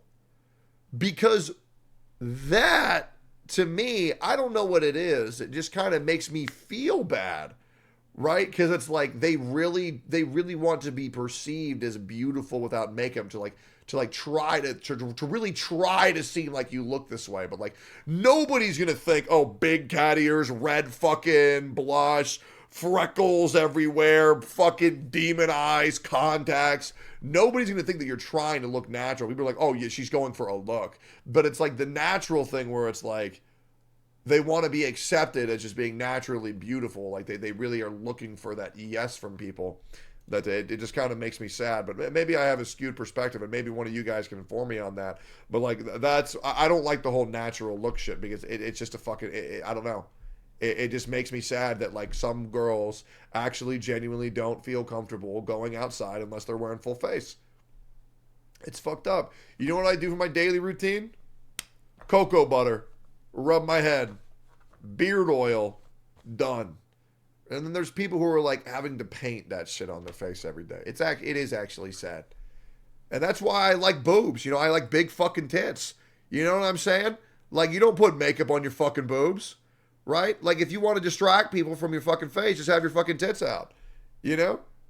It's that easy. We don't need fucking makeup on that shit. uniform and some guns, so you can surmise she's a soldier, but the stockings and the skirt that reveals her peach every time she turns around have no context to the story of Nikke or Rappy's personality. In fact, her attire is totally at odds with her straight-laced personality and affinity for order. This would be a case where a video game character would be considered sexually objectified. Well, yeah, because, I mean, the whole purpose of Nikke is to look perfect. Right, they're robots. Right, they're meant to be beautiful. I mean, they are quite literally sex objects in the game. Like that's like lore. She is presented the way she is, not because of the story, setting, her personality. Am I saying that that's right? No. Also, goddamn, that's a huge ass. Or character, but because her sexuality is a reward for the player, she is an object to be enjoyed. As you earn or buy currency in Nikke, you then use that currency to have the chance to own one of these sexy characters. In Nikke, you are their commander. All of the Nikke like you and display some level of romantic interest in you. They basically adore you. These characters are the reward for playing the game. Therefore, women as rewards. The idea is that video games teach males through gameplay to see women as objects, because there are women as objects in video games and there are women as rewards in video games. These males will then go out and emulate this objectification and reward expectancy on real women. You know, misogyny. Yeah, but I just hate how I'm held accountable for other people doing that shit. That's one thing. There's a song. It's called Billy Talent, Red Flag, where it says the kids of tomorrow don't need today when they live in the sins from yesterday. I really don't like being held accountable for what people who are my race, who are my gender, have done. Because I didn't fucking do it. You know, and that's the shit that makes me angry. Sure, it's bad, but I don't know why the fuck I'm getting these fucking horrible things being called at me when I haven't done this shit. It's annoying as fuck. Like, I went to school with two shithead brothers, and I was held accountable for their wrongdoings just because I was related. What the fuck do you want me to do, bro? I was in 3rd grade when they were in high school. What do you want me to do, hit them? Like, I don't know. I get it, but like, this whole all men or all women thing, I fucking hate generalizations.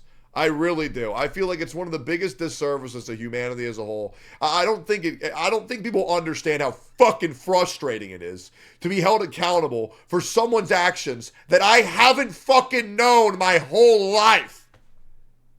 That existed 200 years before I was born. Like, I'm gonna be guilted for this shit? Fucking why? I don't know, bro. I just hate that shit. It's so fucking annoying to think of that shit. You know?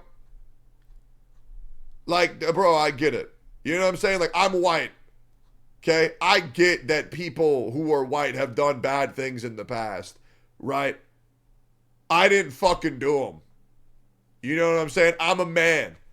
I get that men have done bad things in the past. I didn't do those things. You know? So why the fuck am I being held accountable for people that are my race or gender? And that's the same thing for everybody. You know? It's crazy. It is fucking crazy. Not all, crazy hot take, guys. Not all white people are the same. Not all men are the same. Not all women are the same. Not all black people are the same. You know? But I just find it fucking ridiculous because this world should be treated on case-by-case scenarios, but it's fucking not. And you will forever be held to the prejudice of other fucking people, of your, the ones that you share similarities with, that other people's actions will be held above your head forever. And it fucking sucks. It fucking sucks. In 2022, a meta-analysis was conducted on 18 studies. This meta-analysis was titled, "Does Sexualization in Video Games Cause Harm in Players? A Meta-Analytic Examination." Meta-analysis basically compiles and compares multiple studies in search for correlating data to draw a wider insight on an issue. Here is the abstract of the study, to quote, Whether video games with sexualized content do or do not relate to mental health and body image problems in players and or sexualization and hostility towards women is an issue of broad public interest. However, evidence from empirical studies has generally been mixed. To examine this issue, we explored the degree to which sexualization in games was related to both well-being, body dissatisfaction, and sexism, misogyny among players in two separate meta-analyses. Results revealed that sexualization in games was neither related to well-being, body dissatisfaction, or sexism, misogyny. Better design studies and those that showed less evidence for researcher expectancy effects tended to find less evidence for effects. As appears commonly in other realms of media effects, the evidence is weak that sexualized games Am I a child, or when I see somebody essay like this, my brain just turns off? influence player attitudes and behavior, end quote. What's interesting here is not only does sexualization not have a measurable effect on body image or sexism, but it actually exposes that we've been lied to. If you didn't catch it, studies that showed less evidence for expectancy effects tended to find less evidence for effects. This is scientist for studies that had an agenda made up evidence for their agenda. Or if you like, my personal twist, if the research came out of movements like body positivity or feminism, they were bullshit. I have some thoughts on this, one being that people that think that Bayonetta is not a sexually objectified character are leaving out a major variable, and that is you as the player. Ultimately, the sexuality of Bayonetta is for the player, male or female, to be enjoyed and admired. The mental gymnastics people go through to characterize it as wholesome in comparison to other forms of sexualization is baffling. All these people are really doing is bullshitting themselves, because the idea that... Like, I was gonna say, like, there's no fucking way that Bayonetta was not a sexual object. There's just no fucking way. Everything about this game is please beat off to this game. Like what the fuck were people waffling about? The female designer could sexualize a character in a way that is sexually objectifying is incongruent with their belief system that relies on the idea that all women are equally repulsed and afraid of how men view women in video games. Oh, you're a female designer? Well, I guess it's empowering now. The God of War 3 sex minigame with Aphrodite was also designed by females. You know, the one that hypersexualizes the woman in the scene where they beg you to pleasure them. That shit was so fucking hot. On a side tangent, one of the things that are becoming a lot more popular are these quote-unquote dommy mommy types. I'll be real. You know, like if men were to do the things publicly that a lot of these dommy mommies do publicly, I mean, one would be a sexual assault lawsuit and the other one would farm omega lols. Right? That's some shit that I really fucking don't like. Is when these people think they're a dommy mommy so they can go on to be like, oh yeah, I want you to beg for me to do this. Or like degrade you on fucking stream because they think that you like it.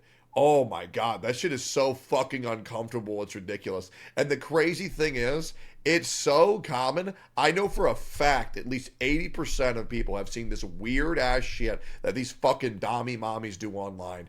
It is so fucking cringe. It is so fucking cringe, man. It is ridiculous. And then praise and reward you for your outstanding skill. Is this one empowering now, or were the women that made it confused, brainwashed, or evil? I have so many questions.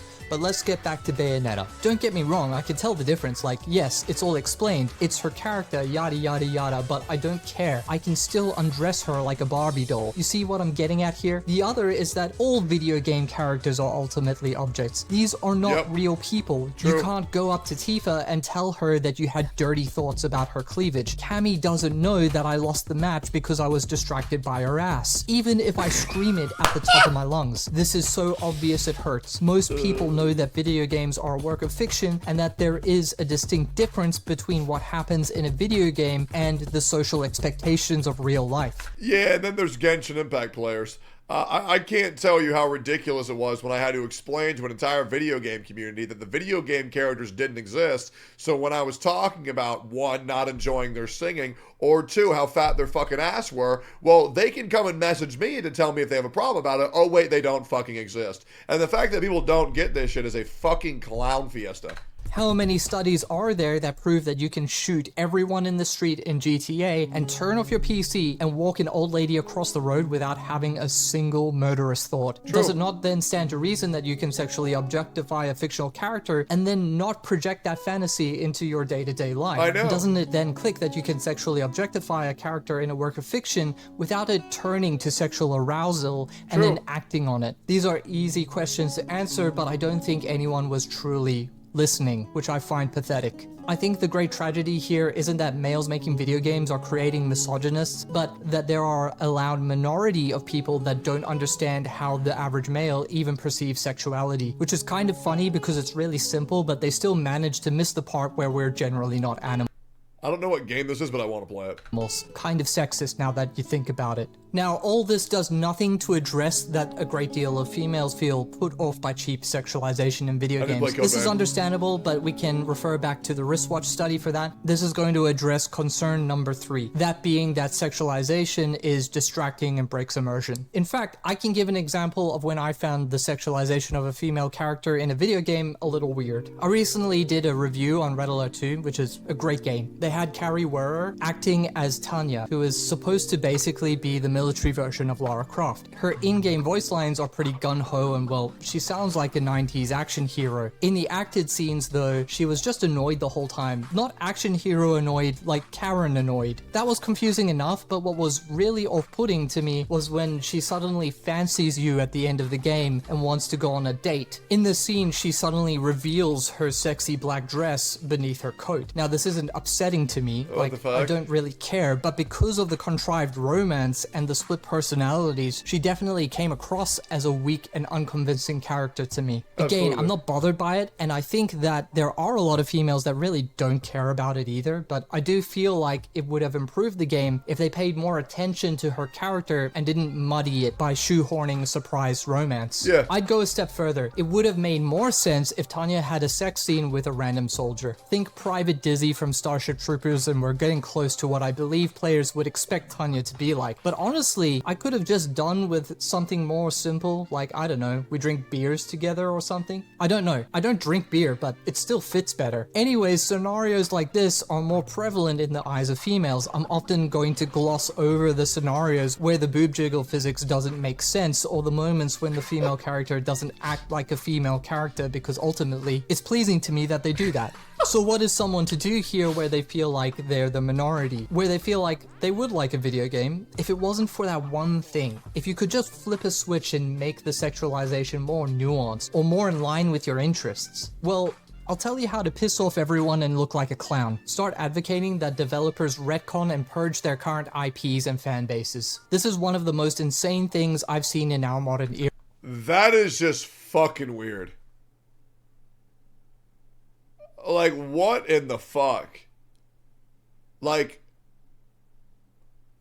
let me, so we just want to, the solution is just to make all chicks just fat fucks?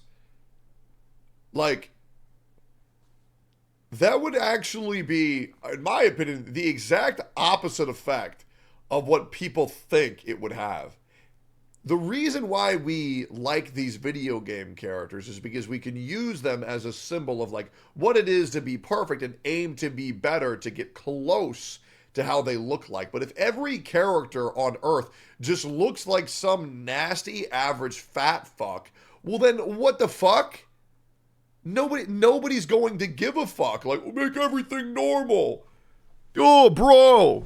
You know, this character is a character who can fucking teleport, by the way, and make one gun shoot 1,000 bullets out of one fucking pistol, right? But like, we draw the line because they're a little bit too in shape. Like, and the crazy thing is, this right here, you know, it's like, it's really not even that big of an offender.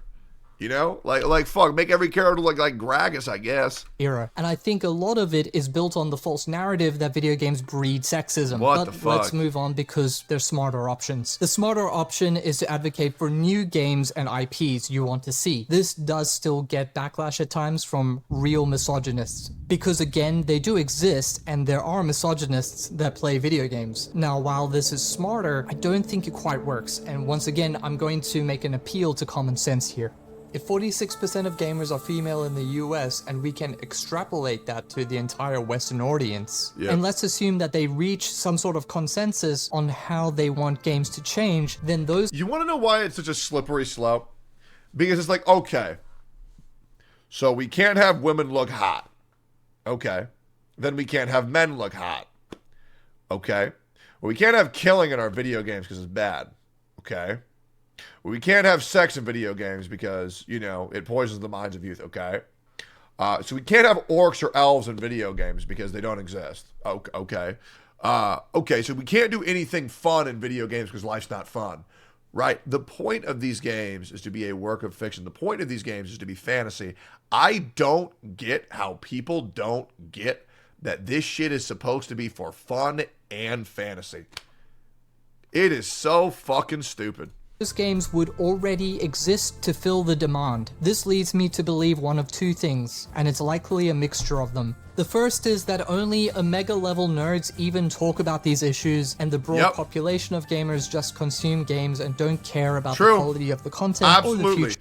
Yeah, but that being said, virtue signaling on Twitter about how you want things to be equal is really good at getting free Twitter clout from these other dumb fucks. And what these people don't realize is they're hitting a very specific niche category of, yes, cook 'em, slay, girl. Like, they think that these people are how actual people in the real world exist, but they don't. These people don't fucking exist, right? You go outside and here's how people are. Yeah, I worked another 9 to 5. Yeah, I'm probably going to get a beer. Yeah, I think I'm actually just going to go to sleep. All right. Yeah, see you at work tomorrow. And that's the only thing that they fucking care about. These people have these fucking time to worry about, oh, dude, Widowmaker's ass is too big. Nerf it. Oh, dude. Oh, Ryu's too jacked. Shut the fuck up. Life is shit and then you die. Okay? Don't take this shit away from us. It's called escapism for a fucking reason. Because for 95% of people on this fucking earth, they're not even comfortable in their own fucking house. They got to deal with their parents that fucking hate them. They got to deal with their fucking managers that treat them like shit. And if you're out here trying to take the one escape that we fucking have from our insufferable fucking fate, I will, you know what? I'm not going to say it. Okay? All right? But for a lot of people, these video games are our escape. So chill the fuck out and let us enjoy big titties, big, strong fucking dudes, and eating our parents, okay? Because we just want to live a life that's not ours because things were rough. And now we're in a situation that we don't want to be in. So just let us escape for a little bit. Go online, be a fucking dog, be a fucking cat, okay? Who gives a fuck? Projection of the hobby. There is no consensus, and there aren't enough female gamers that care enough about it to want the change. This is the simple explanation. The second is that maybe there aren't as many female gamers as we think there are playing games as a hobby. Think about this. You can make money by playing video games, or at least there's a chance to make money by playing video games by streaming over on sites like Twitch. How many of you work a job you don't want to work, but the pay is good, or it enables you to live a lifestyle you enjoy? So then is it not possible that there are a percentage of both males and females that earn a living playing video games online but are not interested in the landscape of gaming at all? In fact, maybe they never want things to change because their popularity is tied to a specific game. Now, out of males and females, and considering what we've just learned about the tastes of males, which sex do you think is more likely to be able to leverage playing video games as a business without caring that much about video games? For a case study, let's consider Amaranth, who is the top female streamer on Twitch. Now, to be fair, she doesn't usually play video games, but she did play quite a bit of Diablo 4 while the game was relevant. However, we can surmise that Amaranth doesn't really love video games, and she has gone on record stating that her true passion is animal rescue. Here's her words. I mean, let's just be real. Let's talk about another uncomfortable truth, okay? Let's talk about another uncomfortable truth. Doesn't matter how good you look as a guy. Okay? If you stream on Twitch, you will have less than 10 viewers. Okay? You will. It's the fucking truth. All right? Doesn't matter. Okay? You have to earn that shit if you want to be 10K, 1K, 3K, 2K. It's the truth. If you are an attractive female and you go live, you will get viewers. 1,000,000%. Within a month, you will have at least 40, 50 viewers. Okay? For a lot of people, maybe even 200. Okay? Just be fucking hot. Put a big webcam. You will get viewers. Now, it will be harder for you to break that glass ceiling. But being a beautiful woman does guarantee you views. It does. Okay? This is by the way, these aren't my words. Right? These aren't my words. These are words from women. Do you know Cutie Cinderella? These come from her. I am quoting a woman. A woman said that, by the way. A woman said that. Those aren't my words. Those are words that came from a woman. Cutie Cinderella, one of the most successful females on the entire platform. And you can get upset at me for saying that. Being attractive in general gets views? Okay, yo, Pink, tell me one cam whore man. You know? Tell me one.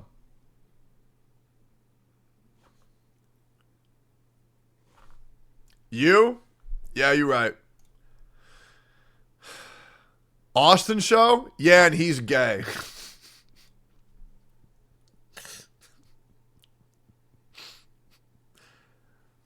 Okay, let me ask you an honest question. You know what? We don't need to get down to it. We don't. Let me go fucking piss. I gotta piss again because I'm getting hydrated because I'm so fucking thirsty, and I'm so fucking dehydrated. But now I have to fucking piss over and over again, bro. Is this how women feel like when they're pregnant? Good God.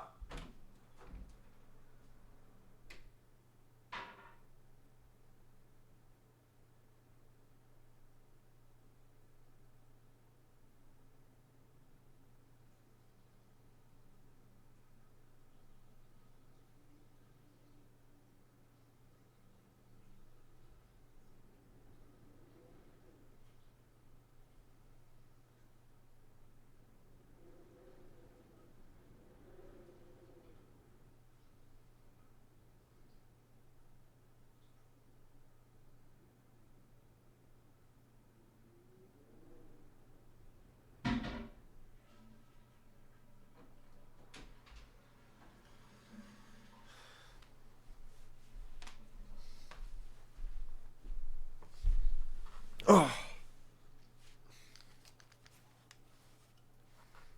I'm just saying, okay? Just think about how many streams you say, or how many streams you see where it's just a hot as fuck woman sitting there, no emotion, barely a personality, reading a question from chat, and then responding with some lackluster response, and you sit there and you see them over 200 viewers. Right? Literally just...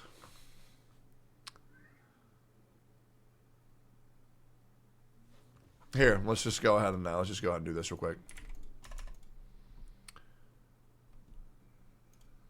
Oh, fuck, Asian Bunny went offline. Damn it. Do they have the VOD?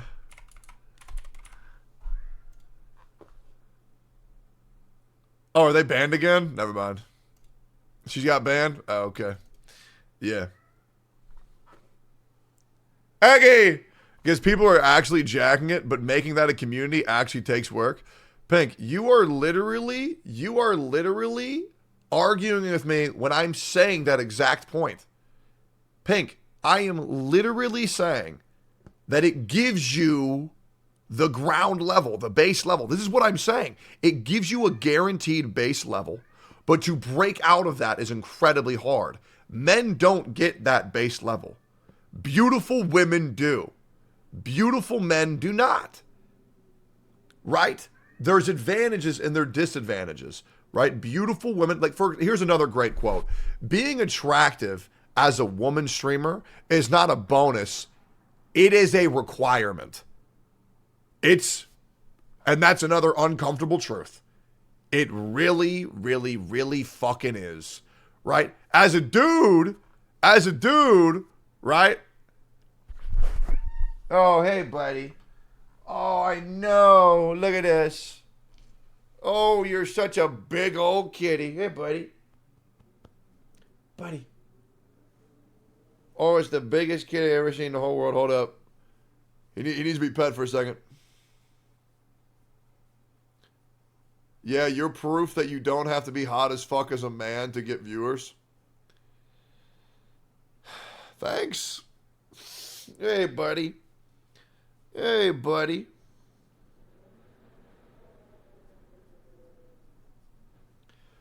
I'm just going to be honest, guys. Out of the 14,000 viewers that Asian Bunny has on stream, how many of y'all are thinking, you know what, this chick's personality, she just has it. I am thoroughly entertained. This right here, this is compelling content. Right? And I'll tell you, every tier 3 sub who thinks that that's their actual girlfriend. Okay? But besides that, probably fucking none. And kudos to her, man. Kudos to her. I'm not trying to guilt these people. I'm just trying to say it how it is. They're just hoping she slips a nip. Well, here's my thing. I feel like boobs are fine even without nipples. To be honest, I feel like boobs are hot in a bra. To be honest, I think women are hotter with clothes on. Me personally, you know, I started having fucking sex with people and they started taking their clothes off and I'm like, fucking why?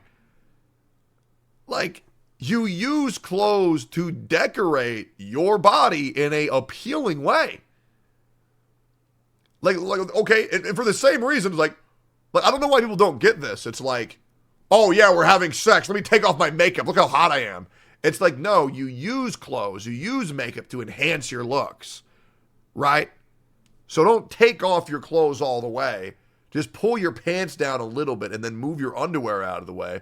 Or just lift your shirt up enough to where you can see the bra, but you don't gotta fucking just get naked, right? The same thing for when dudes have sex. Don't take off your fucking pants. Don't take off your shirt.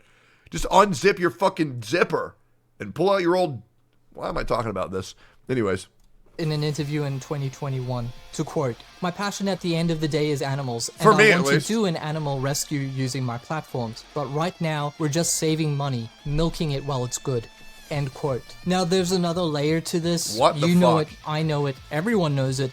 Okay, Asmongold. Amaranth's main business, or a large source of her business, comes from selling her porn content online in the form of OnlyFans. It's against terms of service to have adult content linked on Twitch, but it's common practice for streamers like Amaranth to link to a site that contains links that go directly to their adult content. And obviously, it's no surprise that her paid OnlyFans link is the top link. In essence, there are... Hey guys, I'll just give you the old heads up, okay? Amaranth's OnlyFans is mid. Okay, you can just go and save your money. Yeah, I got you guys. Are many female streamers that use Twitch and the gaming community as a street corner from which they can peddle pornography. Now, I cannot speak on behalf of Amaranth, but if you were to ask her if she played a lot of Diablo 4, she would probably say yes. If you asked her if she played Diablo 4 on stream because she loves gaming, I'm not sure what answer you'd get, but I suspect that the honest answer is that she enjoys the money she is receiving. Don't blame Amaranth or any of these girls, by the way. First, they wouldn't be doing it if men didn't keep buying it, and second, Twitch is well aware of what is happening and they have decided not to alter the TOS to stop it. Now, obviously,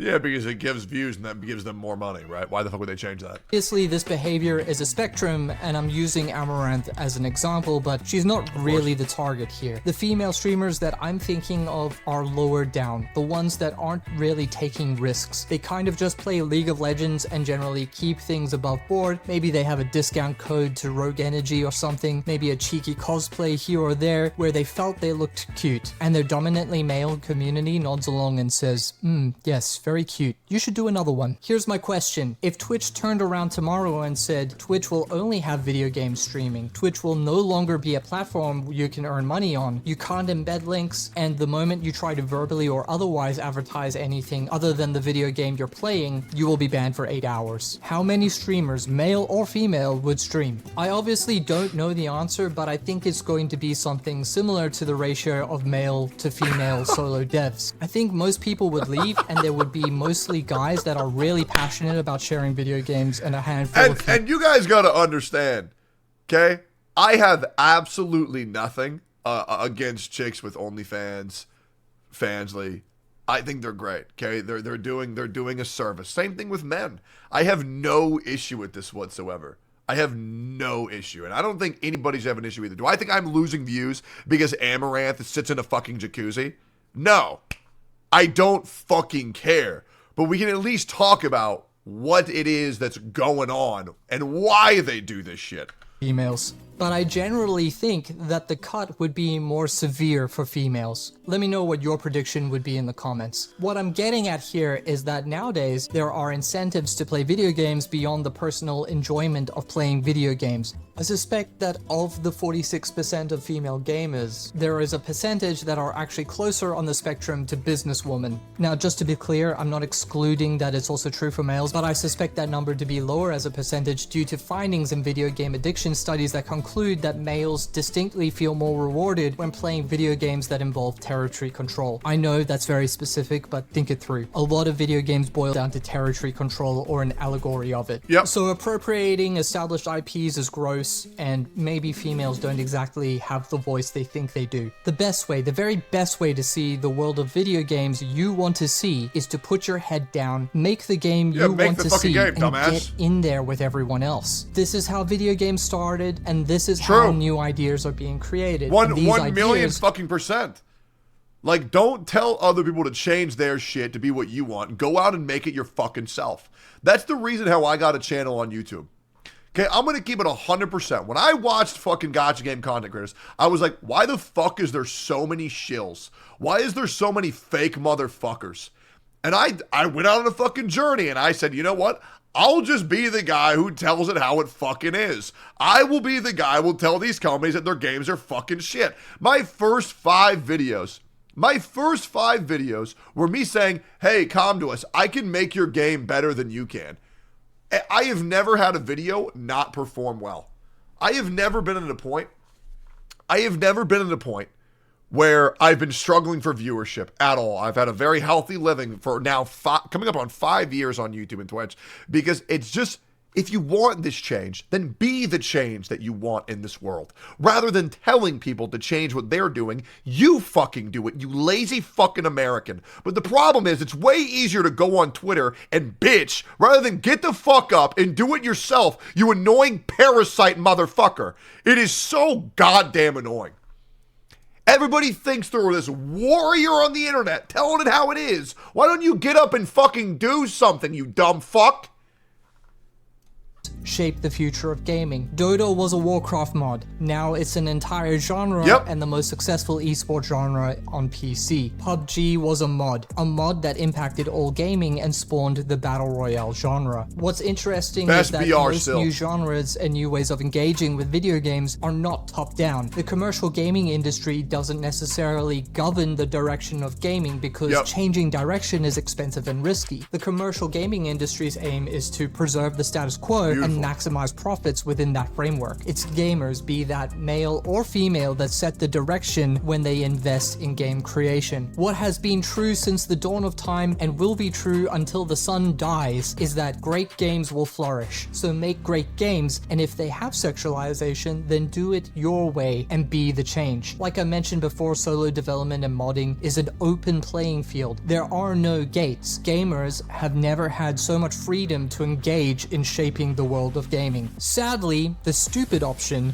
is the easiest option, and people are kind of like a mixture of cats and water, so they're going to take the easiest path and screech the entire way down. But the old adage is still true. Anything that is really worth doing is hard work. All this to say, if you really want this change, the ball's in your court. There are already women out there working toward a more female inclusive future. I would love it if there were more games that were focused on the female perspective. I mean, I won't play them, but maybe my wife will. That would be nice. We're drawing to a close here, and it really has been a journey writing this. I mean, I always suspected that things like feminist frequency and co were bullshit, but it's crazy to me that our best study on the topic is largely ignored because it doesn't fit the narrative of our time. I feel equal parts vindicated and angry, and I think I'm justified in feeling this way too. For so many years, there has been this sexist movement that has infiltrated our general populace and demanded that I feel shame for something that has never had a negative bearing on my personal life as a married man.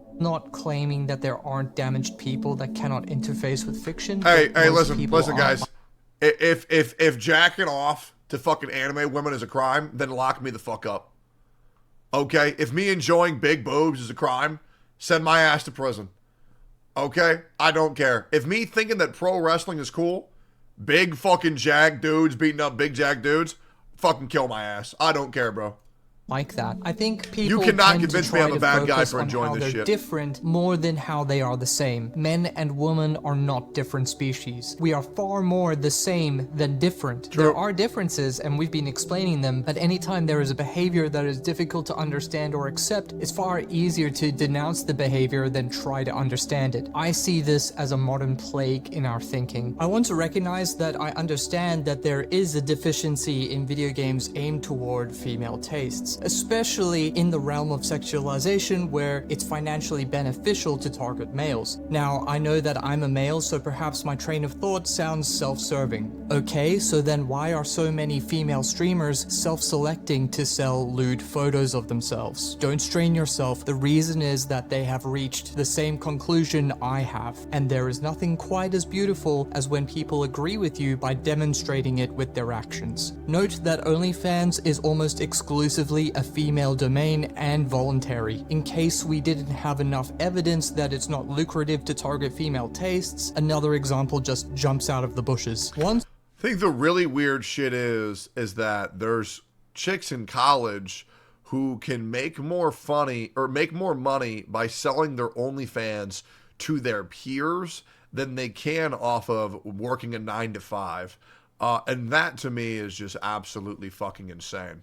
Once we remove the incentive of pay, job security, and lifestyle, and we remove gatekeeping, sexism, and racism, if we focus on those scenarios where passion and obsession are the primary driver for game creation, there isn't a lot of evidence to say that females as a cohort want to express female sexualization, or even make video games at all. This stands in stark contrast to the accounts of game developers in the 80s that fiercely pursued game creation, risking their finances and relationships in hope of personal fulfillment. If there is a desire to see the video game sexualization landscape change, I can only surmise that more female devs need to take risks, at least to the same degree males have demonstrated. While It's sad that the only solo female dev game that I've seen is one of the biggest pieces of dog shit I've ever seen in my entire fucking life.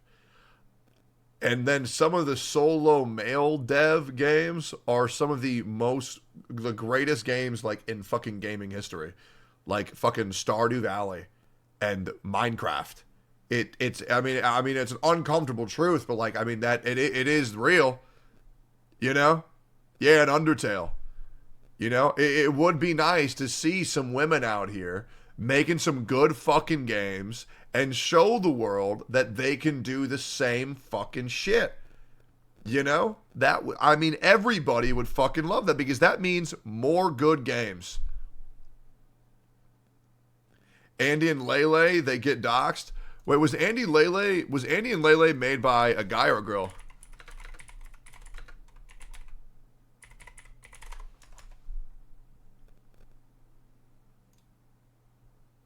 A chick made Andy and Lele. And there it is.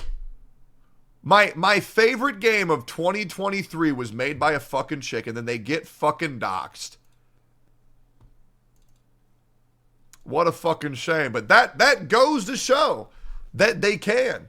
They break the mold. So now let's see more of that shit. I fucking loved Andy and Lele.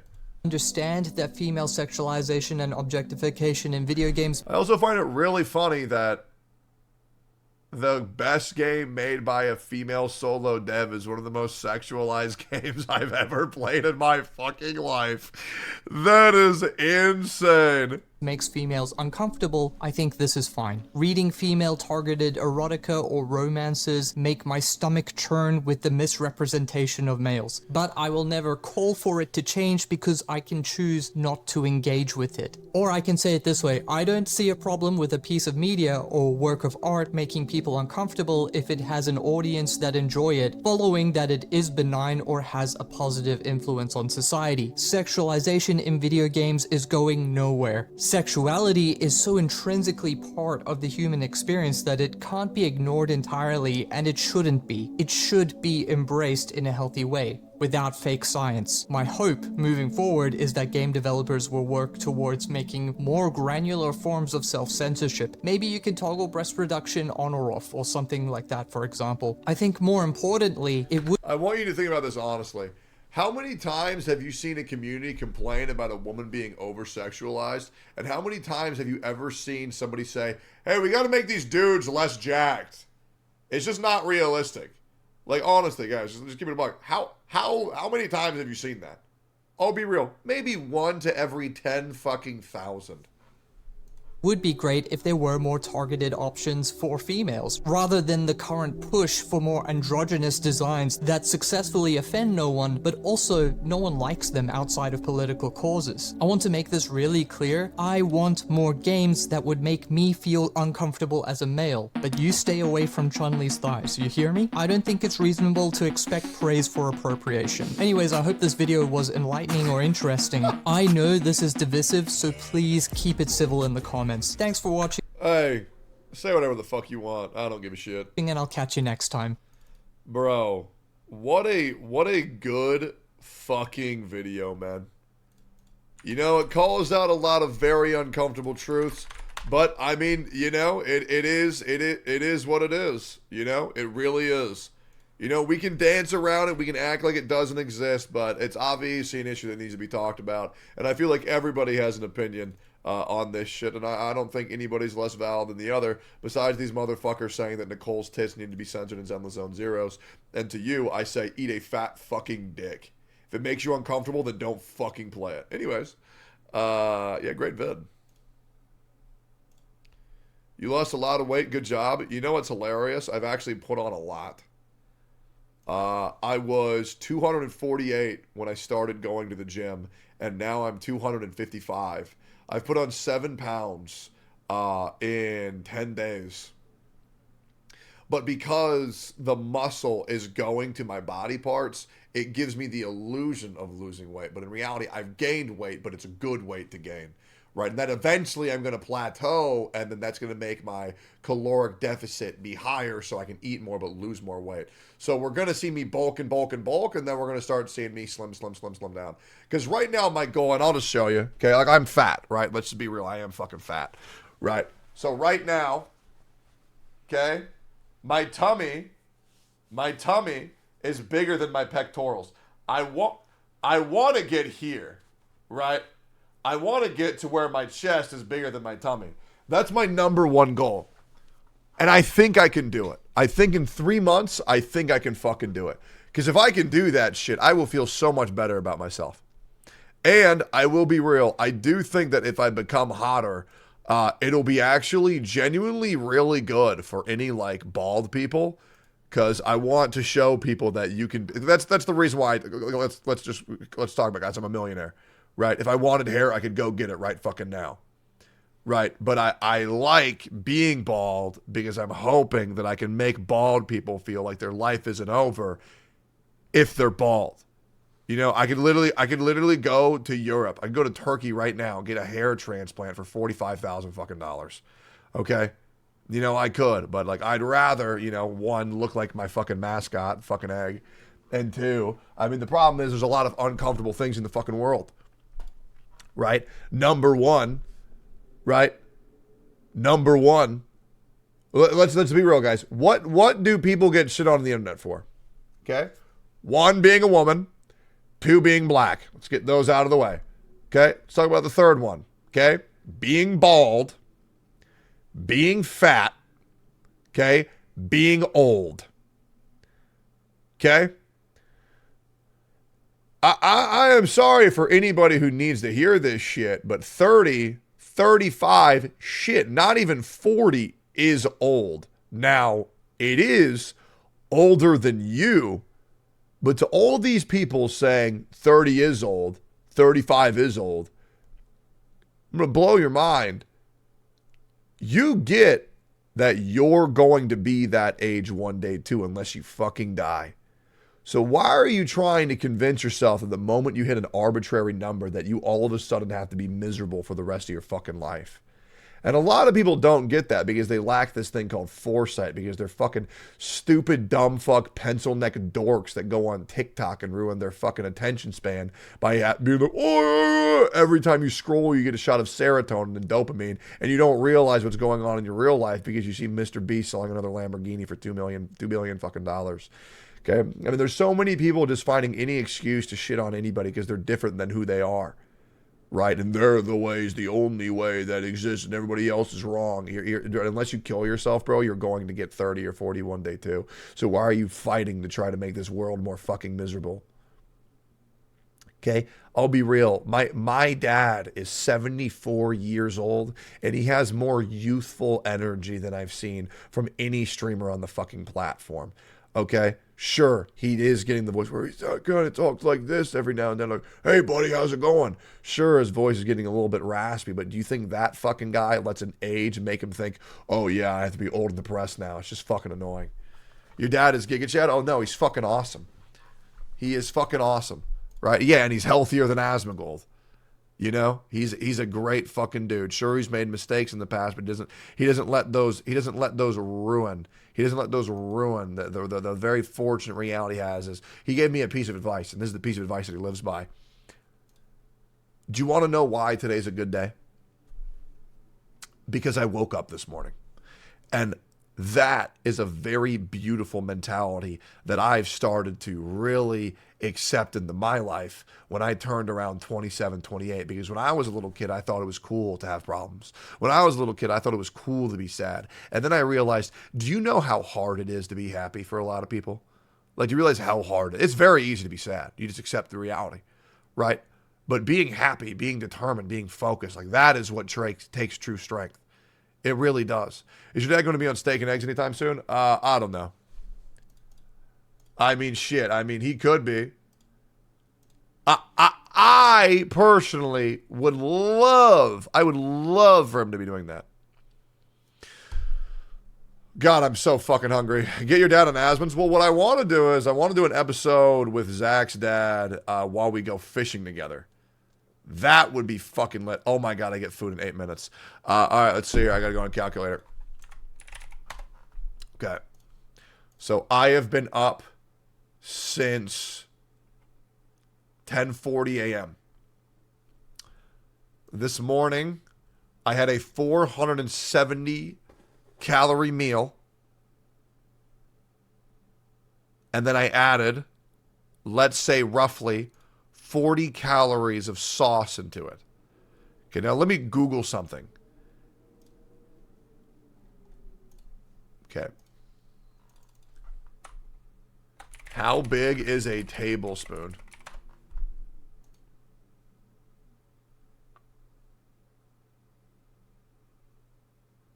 That's a teaspoon.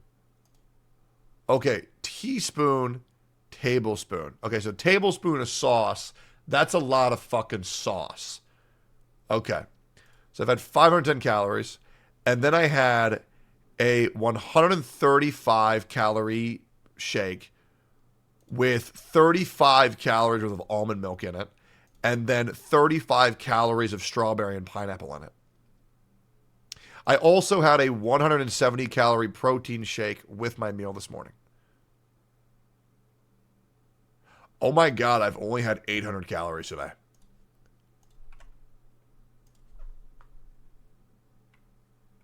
Metabolic calculator. Okay. So I am age 29. I am 6'7". I am now 254 pounds. Okay. I exercise 6 to 7 times a week. Daily calorie need based on activity level. 4,000. I was on the fitness machine until I lost 400 calories.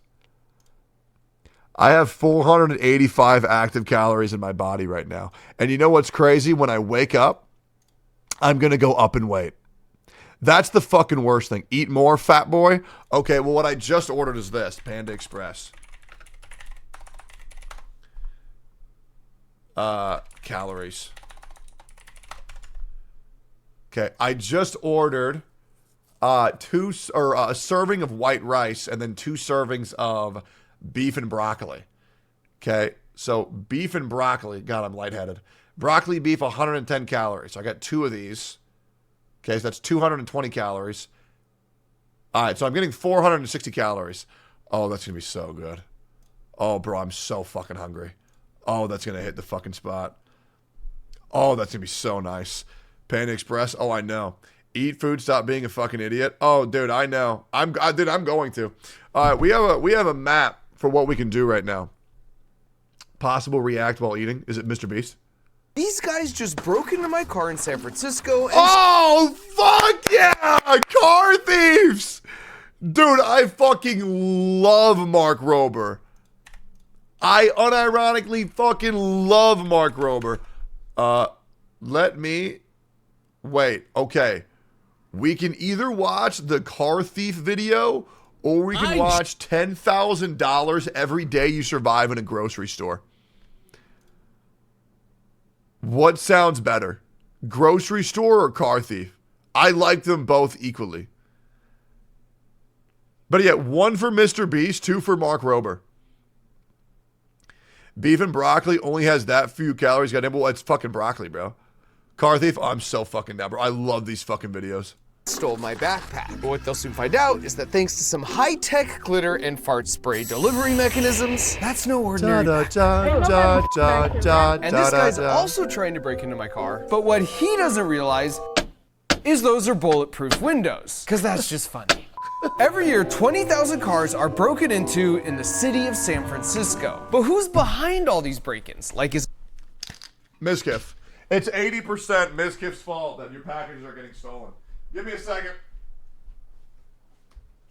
Yeah.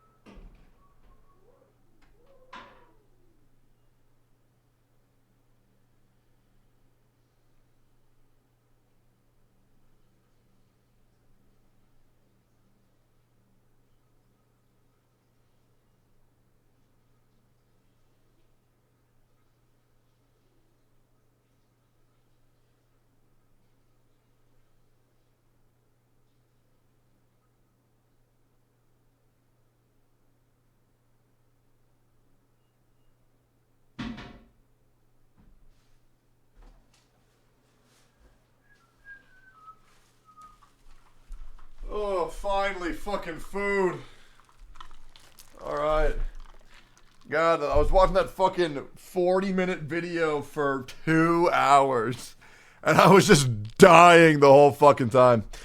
Also, I do want to say, I've started to notice that I actually have a pretty significant crossover with Asmongold viewers. And I do just want to say, you know, yo, I appreciate you giving my channel a chance. I appreciate you guys coming over whenever you end the stream.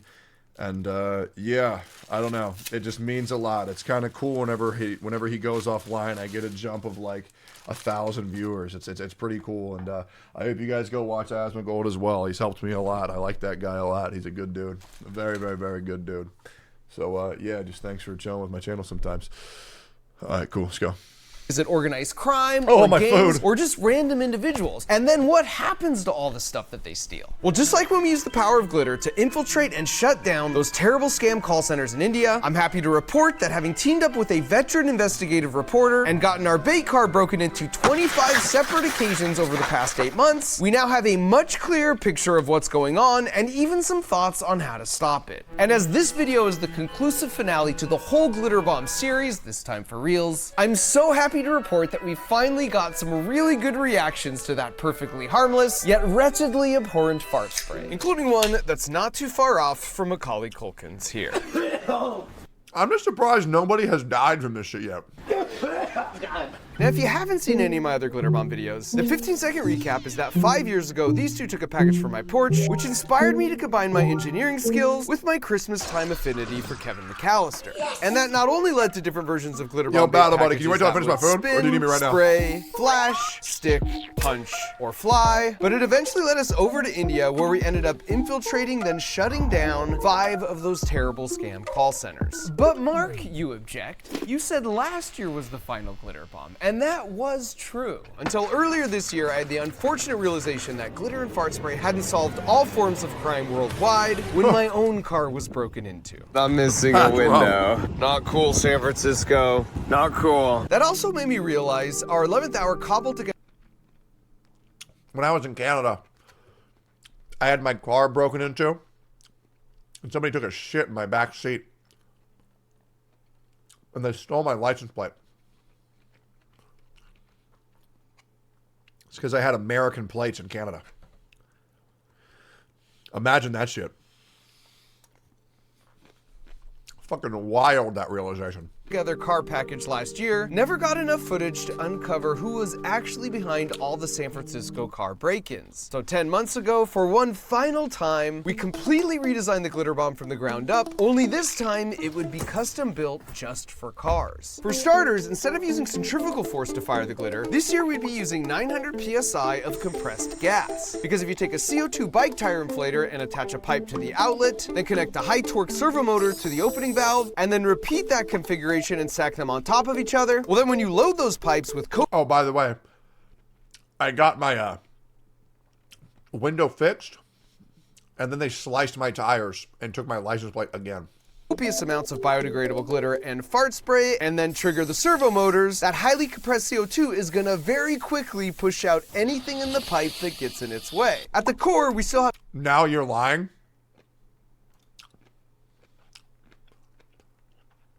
Why the fuck would I lie about that?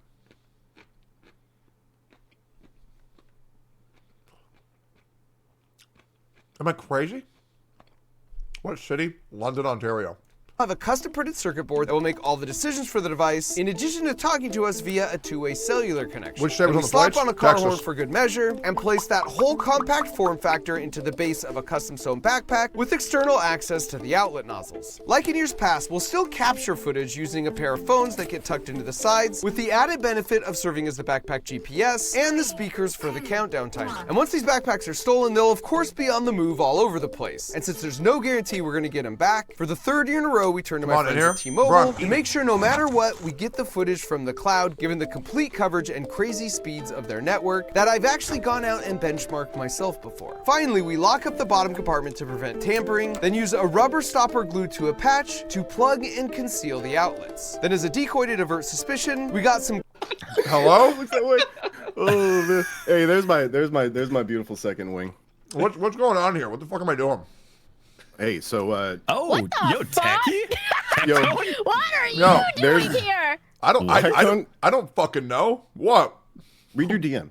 Hello? Oh. What the fuck? Why did he even get in this group chat? Hey, so Wait, like Techie, are you I trying said, to win over Bao? No. Techie's in Bao, camp. turn No, up. Techie, don't fucking do this. Wait, hold on. Wait, yo, Bao, are you? By his wingman. Are you This single? is a Bao dating show. Yeah. All right, Techie. Yeah. Wait, Bao's single? Yeah. Yo, what do you got, Techie? Surprise at you, old man! Cause you're a beautiful ass woman. Oh, Stop. Techie. No, Techie, stop it. Wow, Tectone, Cut it out, Riz. Tectone, you are the wingman. I was sitting here assuming that a woman of your caliber had to be fucking, had to be wifed up by now. But damn, bro, there's a quality woman like yourself still on the market. You like bald? You like bald dudes? Yeah, I don't mind plunging them if there's no hair, you know? You know the freaky ass shit I can do with this smooth ass head? Oh, shit. Hey. It's like having a third dick. Wait, a third one? What the fuck? Where's the second one? Yeah, why don't you come and find out? Oh, fuck, yeah. Is that what that kiss was at AX Tectone? Yeah, Is that all it of him to you? What the hell? Wow. Christ. So, Battle Buddy, you were saying something about a wingman? Who's that going to be? Because we got I had Techie a whole, now. I had a whole fucking spiel, man. Tectone. What? What's up? Tectone, you are. I am the eagle. Eighthful is one wing. You are the other. You are my support group. Tell Bao I'm really cool, real quick. Wait, Techie was like- your wingman? Sounds like Battle Buddy's case is falling apart. Oh wait, is that what I'm supposed to be doing? Yeah, I fucking told you. Oh. I don't know. Things change, but I didn't know you were trying to go after Bao, man. That's a fine ass woman. Okay, all right. Well, so now we got 4 options going on, guys. No. We gotta let Techie. What it is, man. We gotta let Techie introduce himself, man. Yeah, well, I'll be real. If you like tall, bald, successful, jacked white men, you know, take a trip on the wild side. You know, I mean, I play gotcha games. You know, and I'll roll for you in real life on the finest dates that you can possibly imagine. Imagine anywhere in the world that you could be at, and you have some strong, muscly men making sure that you're safe. I carry 3 guns on me at all times, and I've also taken 24 years of judo. I will keep you safe no matter what. So if being safe, successful, and cared for and loved in ways that you can't possibly imagine. I've been studying how to fuck a VTuber for 20 years now. I'm telling you, that shit is a goddamn science. 20 years, Where the god fuck damn, did that he's come from? dedicated. It's Kitsune AI. Okay, I learned. Wow. Techie, are you're not in the military, are you? I mean, you look like you could be. So I'm part of a military family, right? I was supposed to be in the military, but I have too many mental illnesses. I know some people might say that that's a bad thing, but the thing is with schizophrenia, the voices in my head can tell me more ways to love you that maybe I have never thought of in my lifetime. So True. it's like having sex with a different man every night. So if you're into that shit. I've received some intel from the castle about possible conflict of interest between Battle Buddy and Tectone. Wait, what do you? Oh my god! Dude, Oh my god! Is this I a can't gay? believe no, is this a you can't do bisexual this love to triangle? me, man. Whoa. Wait, Techie, who are you here for? Techie, are you here for Bao or are you He was here for supposed to be my Battle wingman. What's happening in this picture? Buddy? Looks like Techie's kissing Mr. Battle Buddy. So here's the thing, right? Battle Buddy? What is this? Would you trust an engineer for their first job? Would you want an engineer's first job to be fixing your engine? No. Fuck no. Obviously Fuck no, not. you wouldn't. You want somebody who's experienced. And I'll be real. I fuck dudes. I fuck chicks. I don't care. The only thing is people call that, you know, some people call it, being a whore, but I call it being experienced. Okay, I'm at least level 22 in the art of lovemaking. Here. And okay. Yeah, that's just level 22 out of 100, bud. Well, yeah, well, I got to save something for me, man. I mean, I'm not level 100 like your mom, but I'm just saying, I'm pretty damn good for my level. She is getting up there, man. It's kind of sad now. She is. Yeah. Oh, I meant her being a whore, like a level 100 whore. Yeah. Well, you know. Okay. You gotta climb the ladder somehow. Look where I am because of her, man. It's through her sacrifice that I made it to where I am. So very true, very true. Yeah. So Mr. thanks for the support. Wait, though. but is she level 60 and wild like Aethel? Yes, thank you. Oh, Axion, you heard. Yeah, I hit level 60 yesterday, man. That's right. Yeah, level 60. Thanks, man. It was my first time, actually. Mr. Techless, do you think your failed marriage will come into play with your relationship with Bao? Oh, yeah, absolutely, bro. Listen, man, I don't know if you're here for, wait, are you here for a relationship or are you here for sex? What? I want to be loved. Oh, okay. Let me tell you about Battle Buddy. Bro is a fucking god. I mean, Battle Buddy, 6'3", military aircraft for Boeing defense. Really cool guy. You know, we kiss and AX confirm. It's great. He works out. And yeah, I mean, honestly, if you're looking for a great guy to take care of you, that's your guy, Bao. So, all right, that's my fucking boy right there. there. Yeah, that's you, Battle Buddy. It's all you, big man. Go get him. All right. Clothes and a bunch of old non-functional laptops to place in each bag. We also created a second version with a suitcase form factor and identical guts in case word got out about the backpacks. Then the car itself has 8 hidden dash cams, all powered by a 2,000 watt-hour camping battery in the trunk that also plugs into the backpack with 2 barrel jacks. One to keep the entire device and both phones at 100% charge until stolen, and the other to serve sort of as a digital tripwire, so the backpack knows exactly when it was stolen to initiate the stolen bag protocol. We also served up 2 more surprises this year by first creating a bait car with impossible to break. I ate the whole thing and I'm still hungry. What the fuck do I do? What the fuck do I do? Wait for digestion? Can I eat? I'm eating the fortune cookie. Polycarbonate windows, which is the same stuff bulletproof glass is made of. That car also has the added benefit of a microphone in the trunk for detecting when someone's trying to break the window, which will of course release the air in this tank, triggering this pneumatic piston with a special surprise on the end. And as a final idea, we took an actual gaming laptop, removed the extra fan, and in its place added a GPS tracker that would continuously stay charged by using the laptop battery. That way we'd always know where it was, even if they wiped the hard drive. The thought here was to put that laptop in a backpack to actually get stolen with no glitter involved. And then with the help of Dan Noyes, who spent 30 years as the chief investigative journalist for the San Francisco ABC 7 news team, we could trace the laptop's... I hate how new fortune cookies are. You know, I got a fortune just now that says a road trip with friends is just what you need. That's not even a fortune. That's like a piece of advice. I remember back when like fortunes were like, oh, a frog in the hand is worth 3 turkeys in the bush. You know, like what, bro? What? Like this would be, oh, dude, getting $1,000 would be pretty cool, huh? That's not a fortune, man. What is this shit? Footsteps to try and get some answers. So after a couple of months of designing, testing, and building, we put them out in a few different cars, and we waited. And we didn't have to wait long. But before I subject you to gratuitous amounts of broken glass, I'm gonna start off with a little broken glass of my own. That's crazy. 3, 2, 1. Nice shot, Eloise. I'm Mark Rober, and for over a decade, I've been making YouTube videos to showcase what it means to think like an engineer. But what exactly does that mean? You ready? That we make bombs. Whoa. Thoughts? Probably less catalyst. Good call. Yeah, let's teach the youth how to make bombs as if middle schools aren't already a war zone. It means, you know, failure's part of the process. It's how you learn. And thinking this way makes you a better soccer player or piano practicer because you're resilient and you keep tweaking and trying until you get it right. Or you can just come up with a totally different solution. Because if you think like an engineer, you think differently. And that unlocks creative new ways to have fun. And that's exactly why I created Crunch Labs, where you get a super fun toy that gets delivered to your porch every How did he do that? Thanks, Mark Rober. You're gonna love that one, Sarah. See you next month. And then you put it together with me as I teach you all the juicy physics that make them work. So if you want to train your brain to see the world in a whole new light while having a ton of fun at the same time, should I get one of those? Just go to crunchlabs.com right now and reserve yours. You nailed it, Gabe. Should I make bombs in my house? You think Out of the gate, it was pretty clear. If our goal was to find out who was behind all these car break-ins, they were gonna do. He sure hangs out a lot of kids. Yeah, you're right. He's a pedophile. Yep. Just like every teacher of our generation is a pedophile, guys. Congrats. You caught him. You caught him.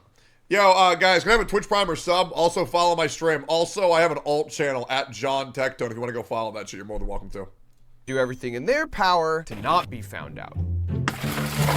But the advantage of teaming up with an 18-time Emmy Award-winning investigative journalist is that when one of our 8 cameras catches these guys nearly causing an accident, we can play it back so Dan can run their license plate, which must be precisely why they'd removed their license plate. Thankfully, on our third break-in, our luck improved.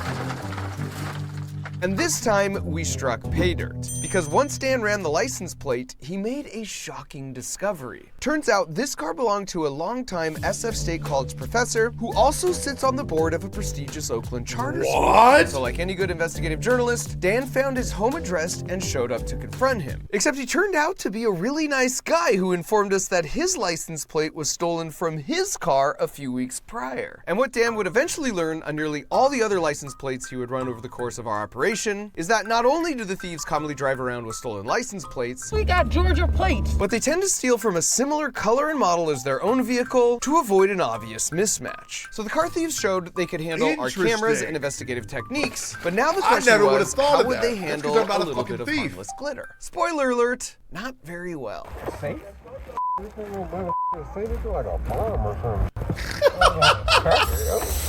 Oh no! Yo, see that charger. This shit looks like a bomb, man. I'm trying to. This is like a bomb, cuz. Open it up. The fuck?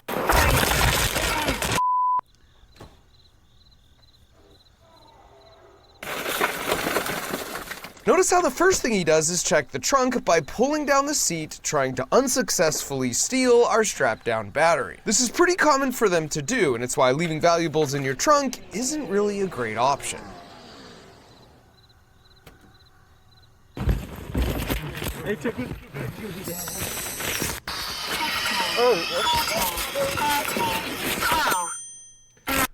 How would you feel that if every serious crime's punishment was life in jail or the death sentence, and you get to pick? How would you feel? Would that be too much? But they really, really had to convict you. And then if a person was convicted, or if a person was accused of a crime they didn't commit, that person got punished the same length as that crime would have caused them to be in jail. Like wrongful conviction. Too expensive? Back to medieval times? I'd be dead? Yeah, true. Well then, damn, bro. In the end, he changes his mind not just about our backpack, but our laptop too. 5, 4, 3, 2. This next one is truly one of my favorite reactions ever, because one of the guys proves there actually is honor among thieves as he takes the full blame for the fart spray stench. And I'm just gonna let the tape roll to give you an exclusive first-person viewpoint of what it's like to ride along with some of these smash and grab thieves. To the next spot. Keep going. No, yeah, to the next, to the parking lot. F that, money. We got Georgia plates. I got a route for us, money. Okay. I got a route for us. If you talk about this parking lot. Yes, and there's two more. Yes, and there's 2 more parking lots going down the street that we gotta hit. I just don't know what bad. What the fuck? Sorry, baby. They have routes for just breaking into people's cars? That's ridiculous. Back here, right? I don't know why the fuck they're hiding their identity, to be honest. So I'm smelling. I'll claim whatever, though. No. I'll claim whatever. Is that shit back there? Go. It don't matter. Just go. He can't bip it. He can't bip it. Do the other one. Bro, this shit actually pisses me the fuck off. Stay, baby. Stay. Now. Shut up. Come on. Stay. Pull up. Pull up in front of him. No, what stay. the Look at fuck? No.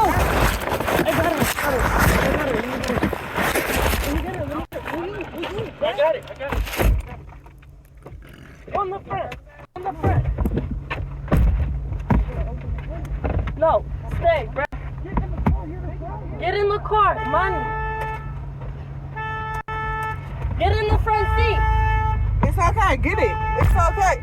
Why you get in the back? No, let him get in the front. Let him get in the front so it's quick, bruh. Get in the front.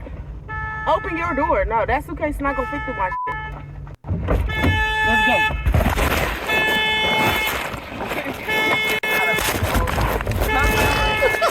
Come on.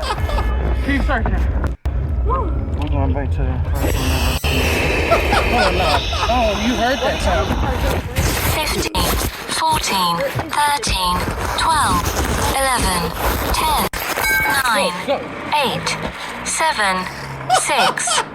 And we were surprised to learn that more than half of the steals weren't from thieves traveling in cars. But that still leads them to developing their own strategies. For example, this guy here has already scoped out and wants to steal our backpack. The problem is, all these people over here would see him. That is, unless he just waits for the perfectly timed obstruction. They can do that shit. This guy so not only fast. has an official construction What worker the type vest fuck? on, but his technique is to break in on foot,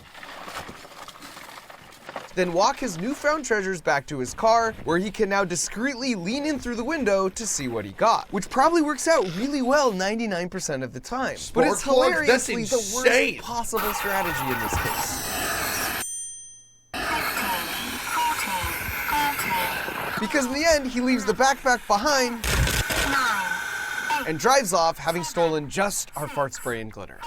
Now, one thing all the thieves had... And you know what's crazy? He got all of this footage in 8 months, guys. 8 months. So you got to understand how many people are doing this and how frequently they are doing this. Like, that is a scary, scary amount. I can't even fathom how many people's cars gets broken into by some dumb fucks every fucking week because they're too lazy to get a real fucking job.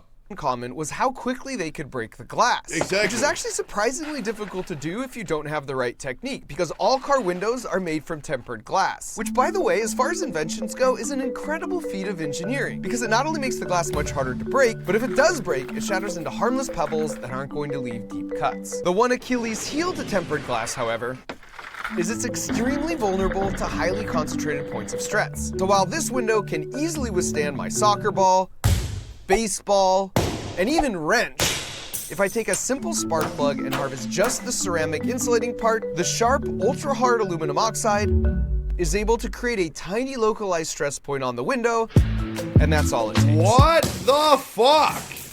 And that's why in every case, they're using some form of this spark plug in a handle form, where the tip is a really sharp piece of ceramic or hardened steel, at which point it doesn't take much force at all. And since it's typically so easy for them, while the pop-up face didn't activate because of a dead battery issue, it was still really heartwarming to see them deal with our bulletproof window, when a juicy piece of luggage was just sitting right in plain sight, only to eventually leave in frustration, totally empty-handed. And to be fair, quite a few of the break-ins were from individuals it would be a stretch to classify as seasoned professionals. For example, this guy tried to use a blowtorch to break the window, which definitely isn't a thing. He eventually finds a screwdriver to snap the edge of the glass, to melt it? but then realizes he broke the wrong window and the backpack won't fit out. So he goes to unlock and open the door, but now he set off the alarm. So he has to ride off to avoid suspicion with mission unaccomplished. Or there's this guy who spends about an hour tracking the car, pacing back and forth to come up with a plan and work up the courage to make the steal. Only to eventually learn this hopeful life lesson on taking stuff that isn't yours. The smell just keeps getting stronger and stronger. It's on my ass, look.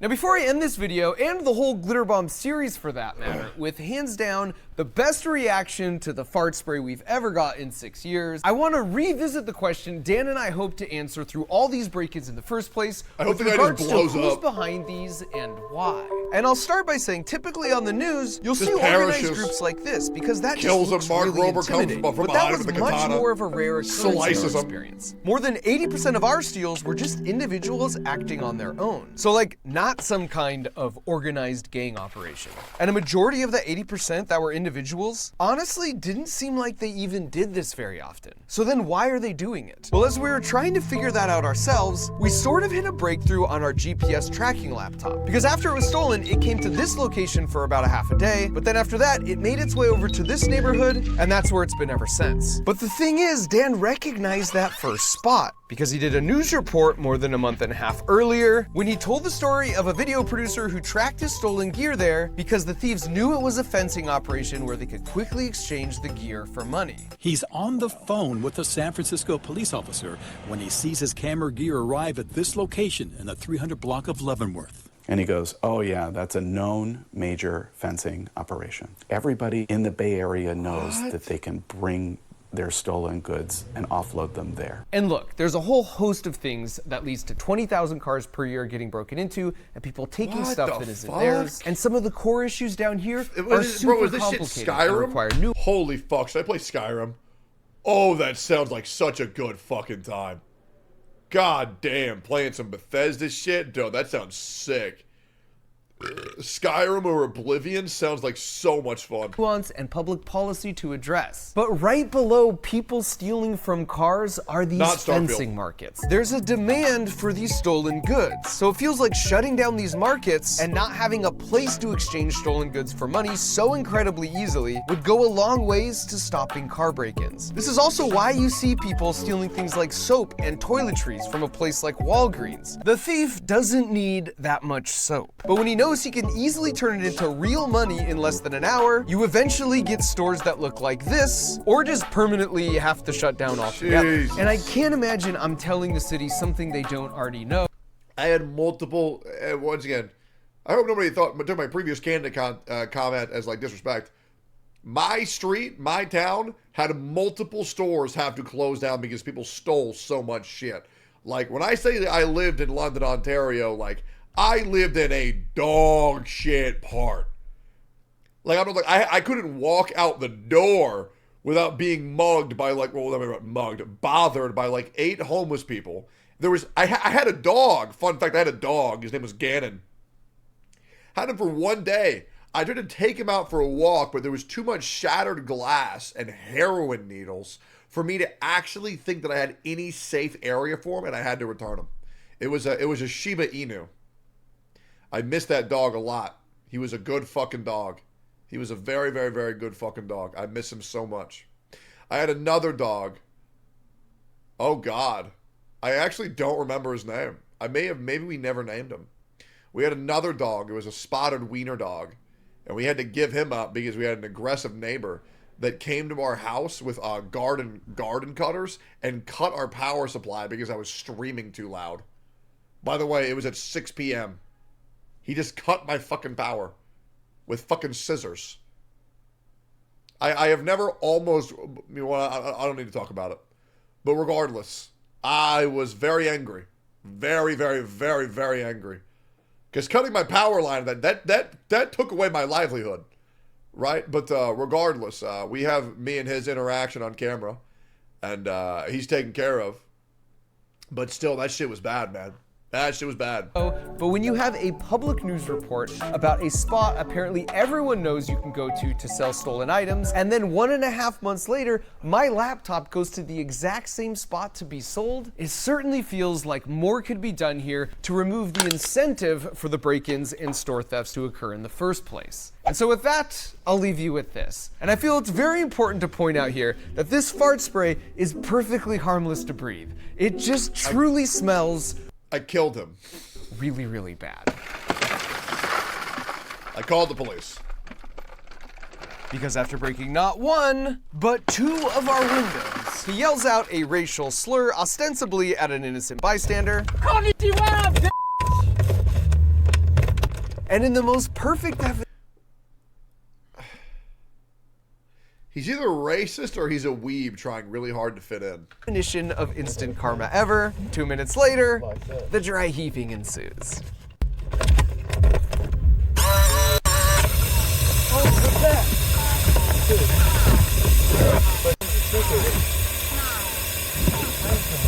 Toss it. I'm gonna toss it. Stop driving. Stop driving.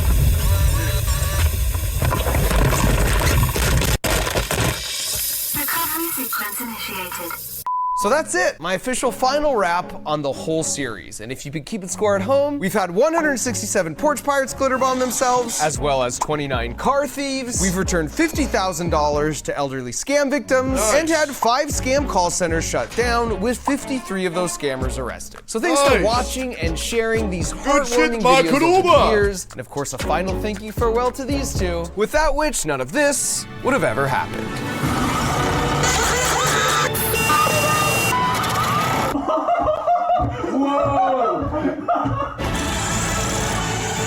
That fucking bullshit.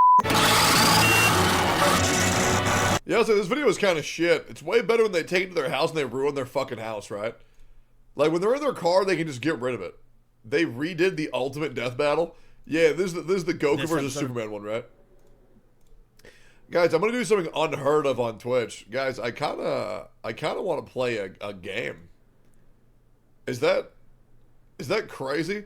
By the way, boys, the 14th, 4 p.m. CST on my channel, we're doing a $10,000 beer pong tournament with a lot of your favorite content creators. So make sure to be on my stream the 14th, 4 p.m. CST.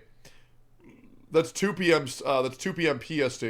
I'm running it myself, so I would appreciate you guys being here. Also, I do have an alt channel if you guys want to go follow that. You can't do that. Also, I have you can't do that. Just take off your shirt, clap those cheeks for us. What the fuck are you talking about? Play class of 09.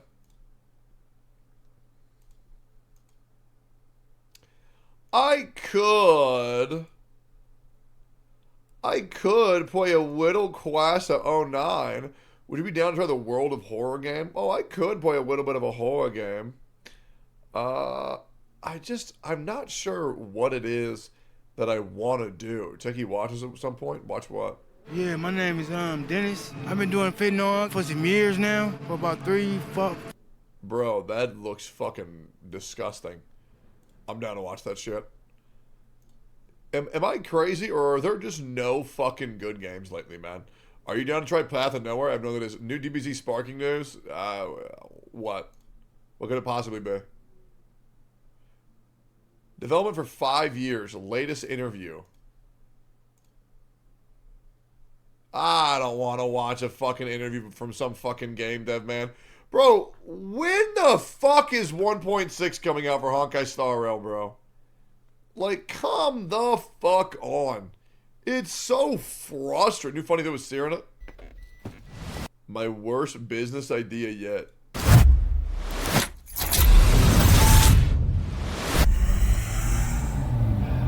Oh, man.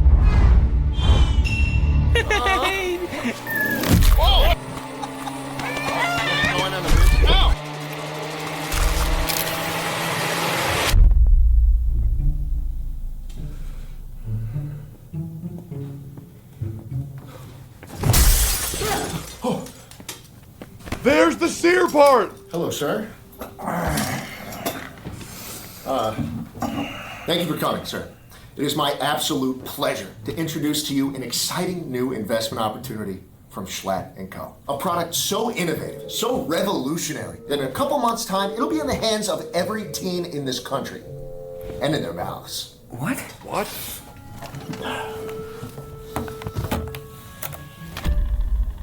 And we're calling them Funny Sticks.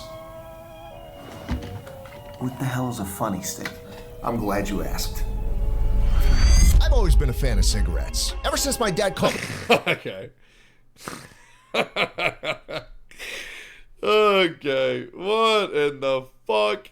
Do you think this could be good? Could what be good? No. Look, can we just, I want to find a fucking video game, man. I really, really want to play a fucking video game. I know that's crazy, right? I know that's not what you're supposed to do. Let's see. Cyberpunk, Sekiro, Dark Souls 3, Code Vein. Code Vein, hours of gameplay. 26 hours. That does not seem too bad. Dude, I really Fallout New Vegas also sounds fun as fuck. Oblivion sounds fun as fuck. Star Wars: The Republic, Celeste, Bully sounds fun as fuck. Knuckle Sandwich looked really cool. Death Must Die, Katana Zero, Dream Daddy, Ugly, Ultra Kill, Slay the Princess. That could be play League of Legends. Oh Jesus Christ! What the fuck are you talking about, man? HI3 experience. What's this? For now, let's check out the new battlesuit. Wait, yeah.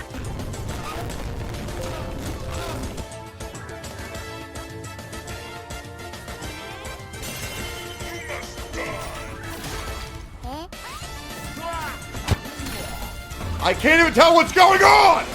There's too many edits. I can't fucking focus.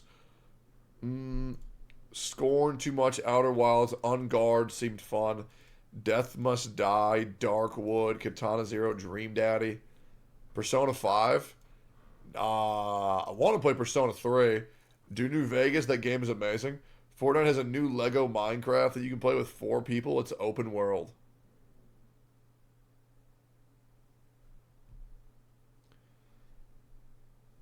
Yeah, should I play Fortnite? Ultra Kill? Best FPS to date? Ultra Kill.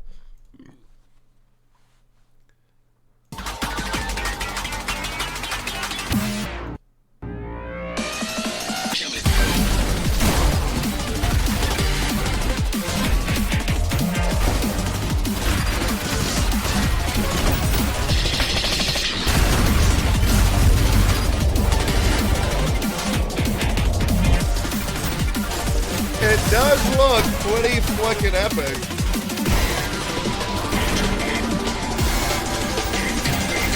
It is pretty fucking epic, I'm not gonna lie to you.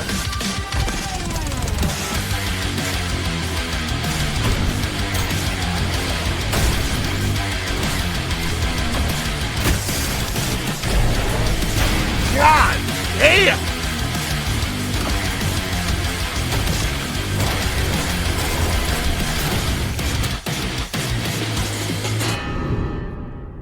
You're not good enough to play Ultra Kill?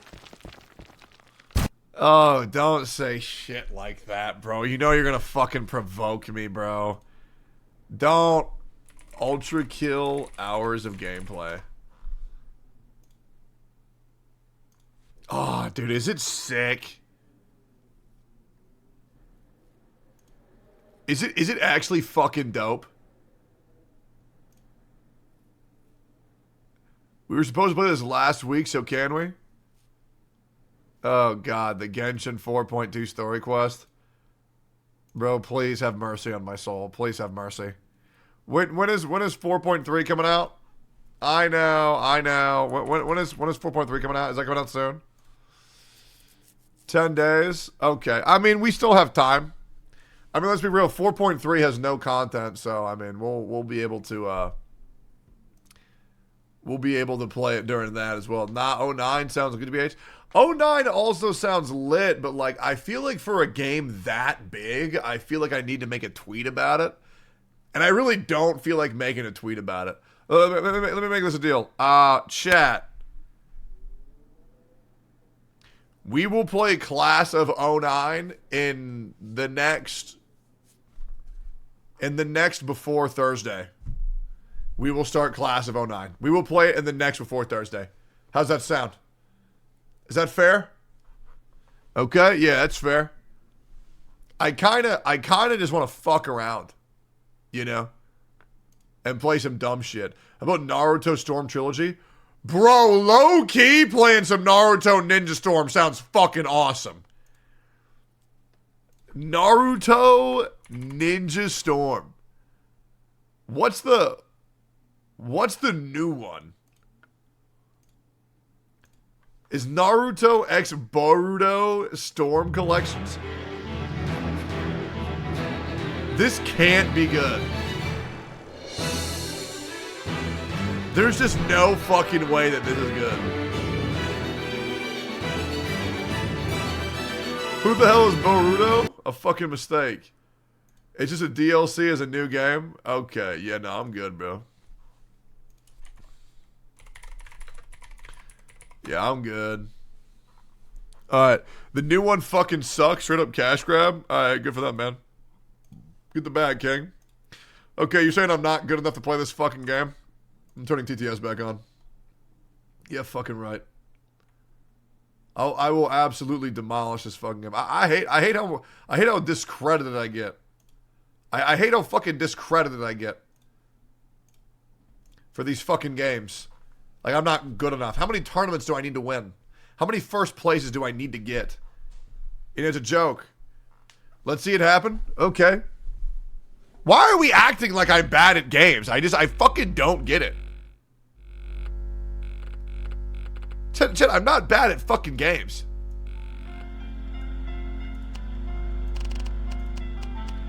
Cool. This is good. What the fuck? PC. Wait, we want PC or PSX? What do we want? PC, PSX, y'all pick. Okay. Yo! Okay, deadass. Yo, SK. I have a beer pong tournament that I'm hosting on the 14th of December at 4 p.m. CST. It's in Austin, Texas. Do you want to come? Winner gets $10,000. On God, open invitation. Bunch of great fucking streamers are gonna be there. Also, you should play Hardcore WoW or Season Discovery. It's good as shit. Who are the participants? Ms., Emmy, Nick, Sear, me, Jimmy, Diddy, Zizix. Oh God, Pokelawls, Gigi, Peach Jars, fuck. There's a lot of people. I over-invited 1,000,000%, but I don't really fucking care. If Soda isn't going, then I'm not going. Guys, if Soda was going, I wouldn't be going. Yes, Cinna is coming. Yes, Cinna's coming. Oh God. Yeah, I think. Yeah, I don't know. There's a lot. Asmon, guys, there's just no fucking way. Anyways, hearts in the chat for SK. Thank you for addressing my point. Every single time that people say that big boobs are unrealistic in video games, I let them know, okay, well then what about SK? Because I find it ridiculous that people say that they don't exist, because it makes me fucking angry. Okay, because I'll be real, guys. I mean, the people saying it's unrealistic are just fucking nuts. Okay? Anyways, they might be rare, but they exist. Let's go. Accessible, harmless. Absurdly slow enemies and attacks. Lenient, high damage with slower attacks. Standard, what the fuck? I want to play the game the way it's intended. Let's see how hard it is. Krotos had huge tits? Oh yeah, I know. Yeah.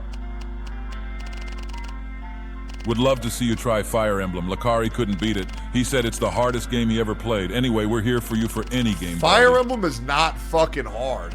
Okay, it's just not a fighter, and Lakari's good at fighters.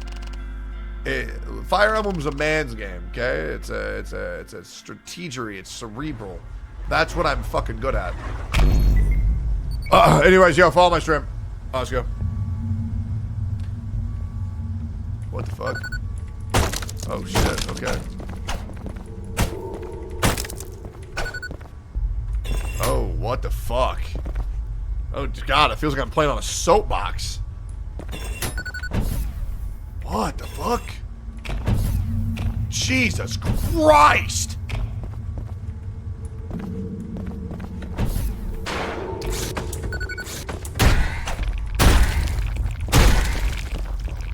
Deal close range damage to douse yourself in fresh blood. This is the only way to regain health. What? Holy shit, this game, you move ridiculous. What the fuck? I'm not gonna remember all this.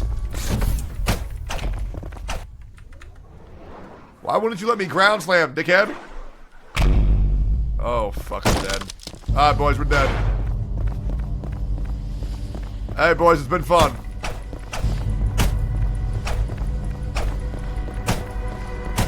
It's been a good run, boys. Oh, yeah, baby.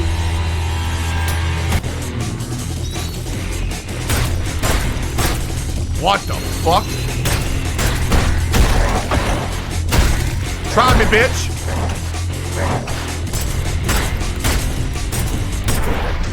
Dumbass. Yeah.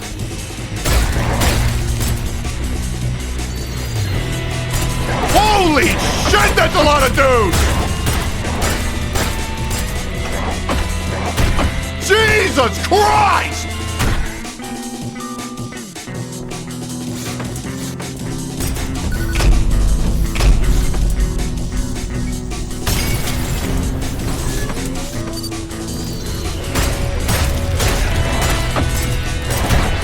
You're gonna need to cut that shit right the fuck out. Dumbass. I need a better gun, bro. This pistol's not it.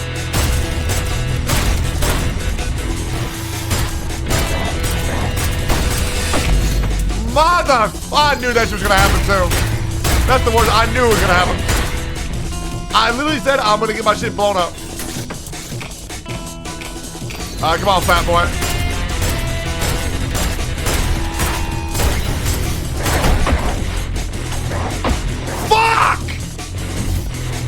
I press control, not left shift, motherfucker.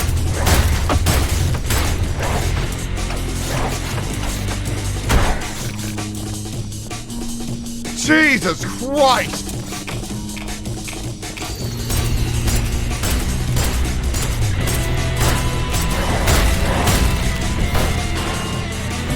Woo! Okay. Oh my God. This game is crazy! What the fuck?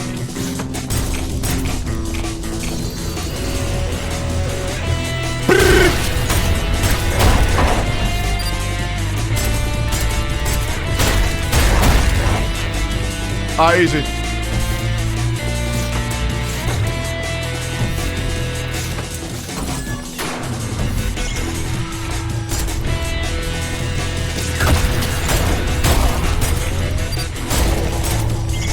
Yeah!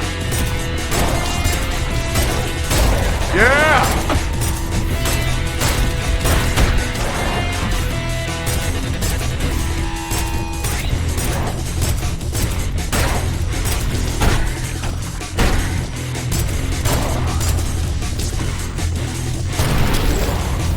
Jackass!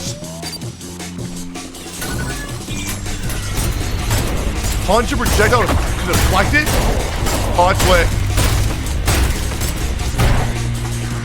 Come on, dickhead!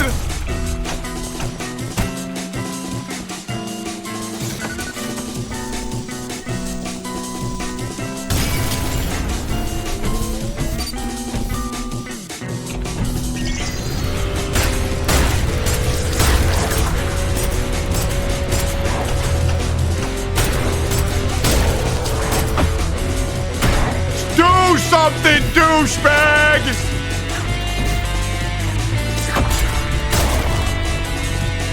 Headshot only mode engaged. Woo!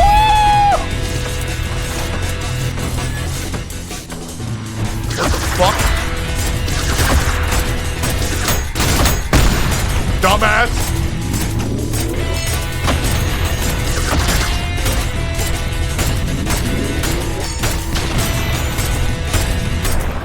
Let's go!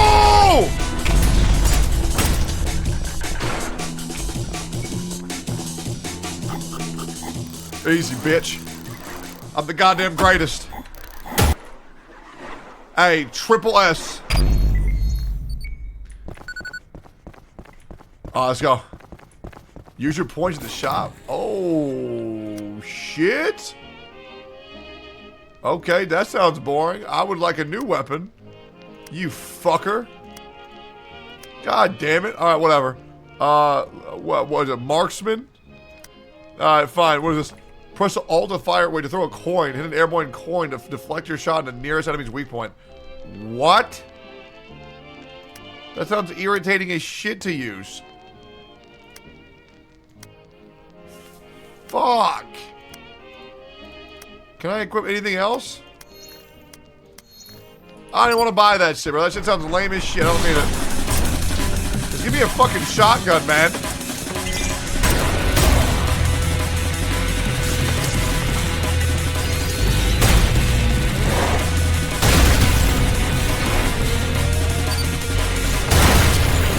Jackass! Let's go, baby.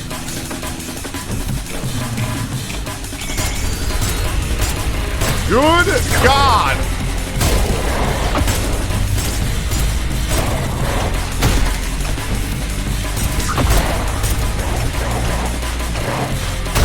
Yeah!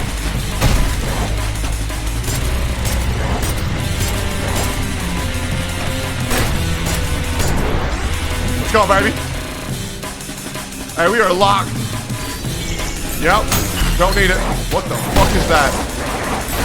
God damn. Yeah, get his ass, bro. Hey, get him, King. Holy shit, bro is fucking owning. Bro is insane. Okay. I sure hope I don't have to fight that, dude. Fuck. What the fuck you want me to do?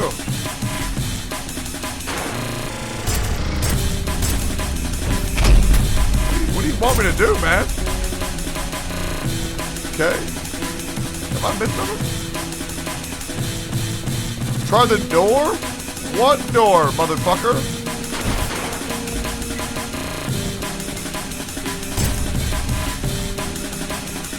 Oh, is it open now? Oh, okay, cool. That shit was, hey, that shit was closed before. That's all, it was closed before.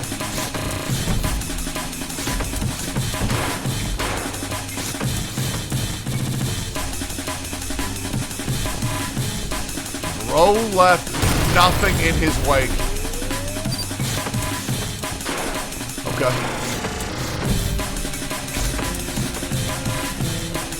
Yeah, yeah. Well, that's not very good. That's not very good now, is it?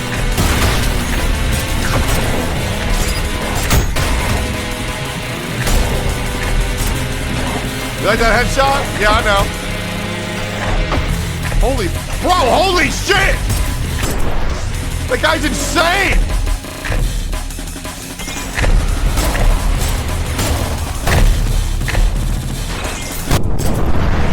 What is happening?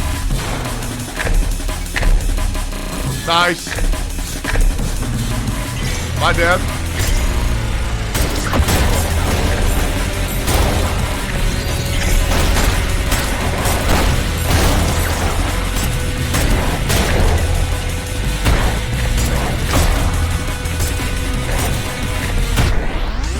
Jackass!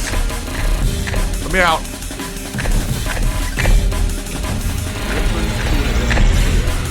Oh, God motherfucking damn!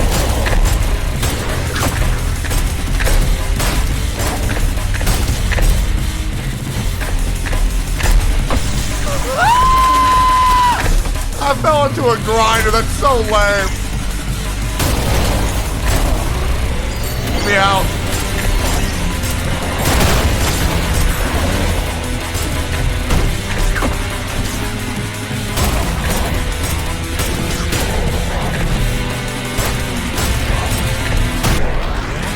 Let me out.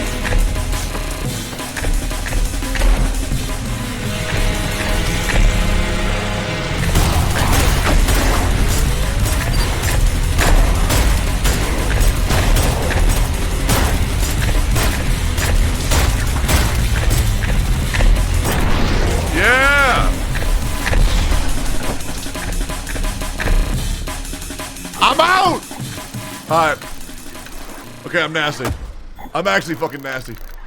Triple S again, triple S again. Alright, here we go. No upgrades, by the way. Alright, sharpshooter. Hold Alt to fire a charging piercing beam. Oh, bro, can I not just get a fucking shotgun? God, I have to use fucking alt? Ugh, God, alright. Here we go. Alt is such a weird... What? Wait a minute. Okay, wait a minute. That is kind of fucking awesome. Okay. You get to glizzy this shit around?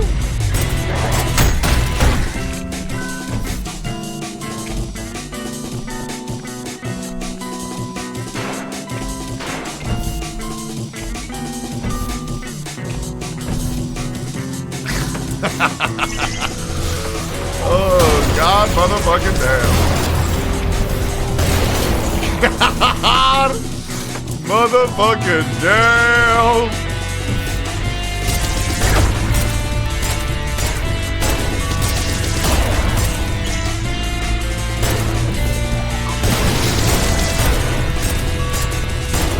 Do something, jackass.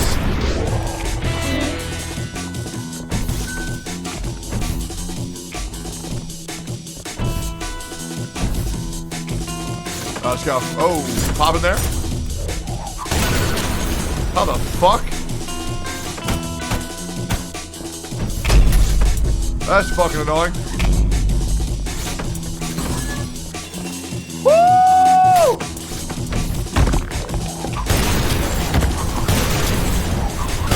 Oh, that bitch.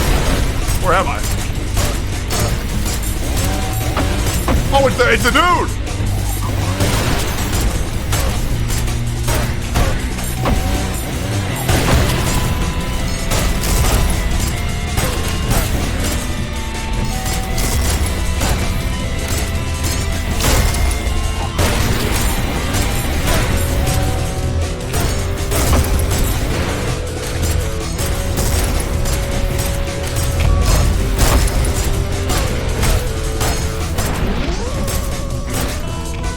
Jackass!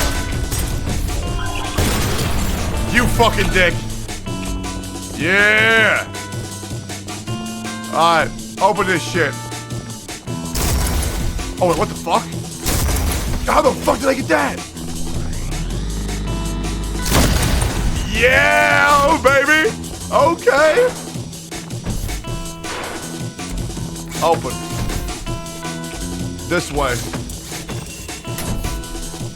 Yup. Holy fuck, let me in. Where am I? Oh, I shit it the wrong way again. I'm so fucking stupid. Dude, everything looks the same. Am I crazy? Wait, I bet you I can blow that shit up now. Because I have the shotgun. Okay. That fucking hurt. Okay. Oh, yeah. Yeah, this is what we needed. Okay, yeah, this is good shit. Jackass.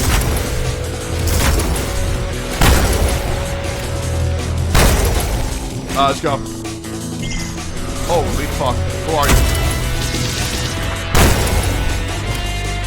God damn, that flashbang the shit out of you. Dumbass. Alright.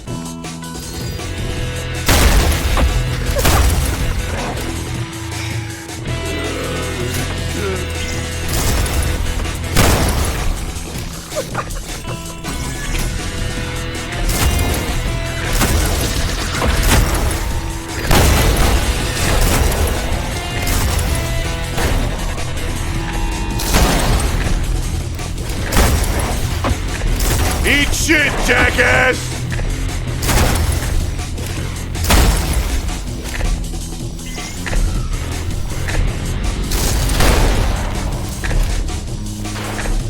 Yeah!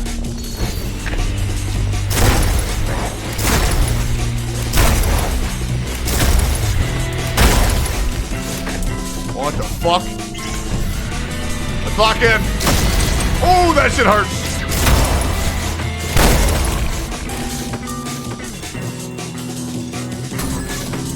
Let's go, baby.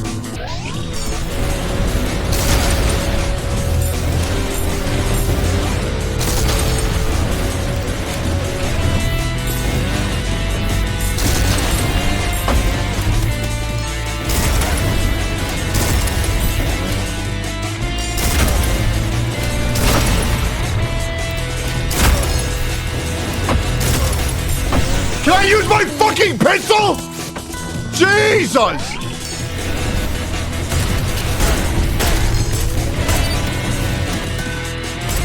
This shit is so much better on this guy.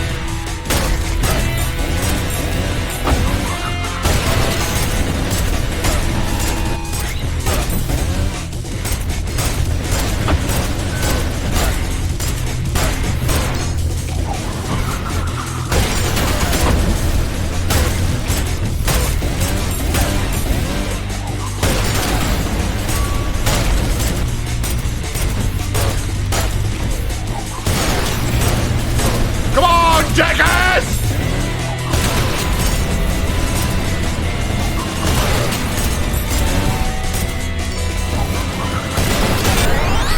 Dumbass! Get the fuck off me. You can parry the ejected shotgun shells? What does that even mean? Try parrying your own shotgun blast? What the fuck does that even mean, man? Is that supposed to mean something to me? You can punch the shells out of them? What?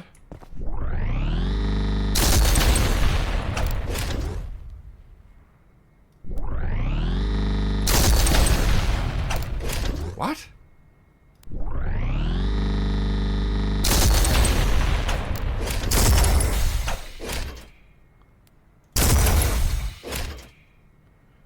Shoot wall and parry?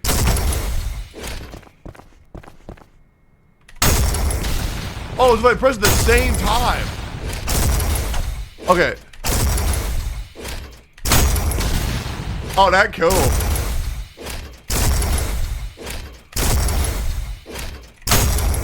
That's really hard. That is really fucking hard. Can I fix my shotgun? What's pump charge? Press Alt fire to pump your shotgun, increasing the power and decreasing the accuracy of your next shot.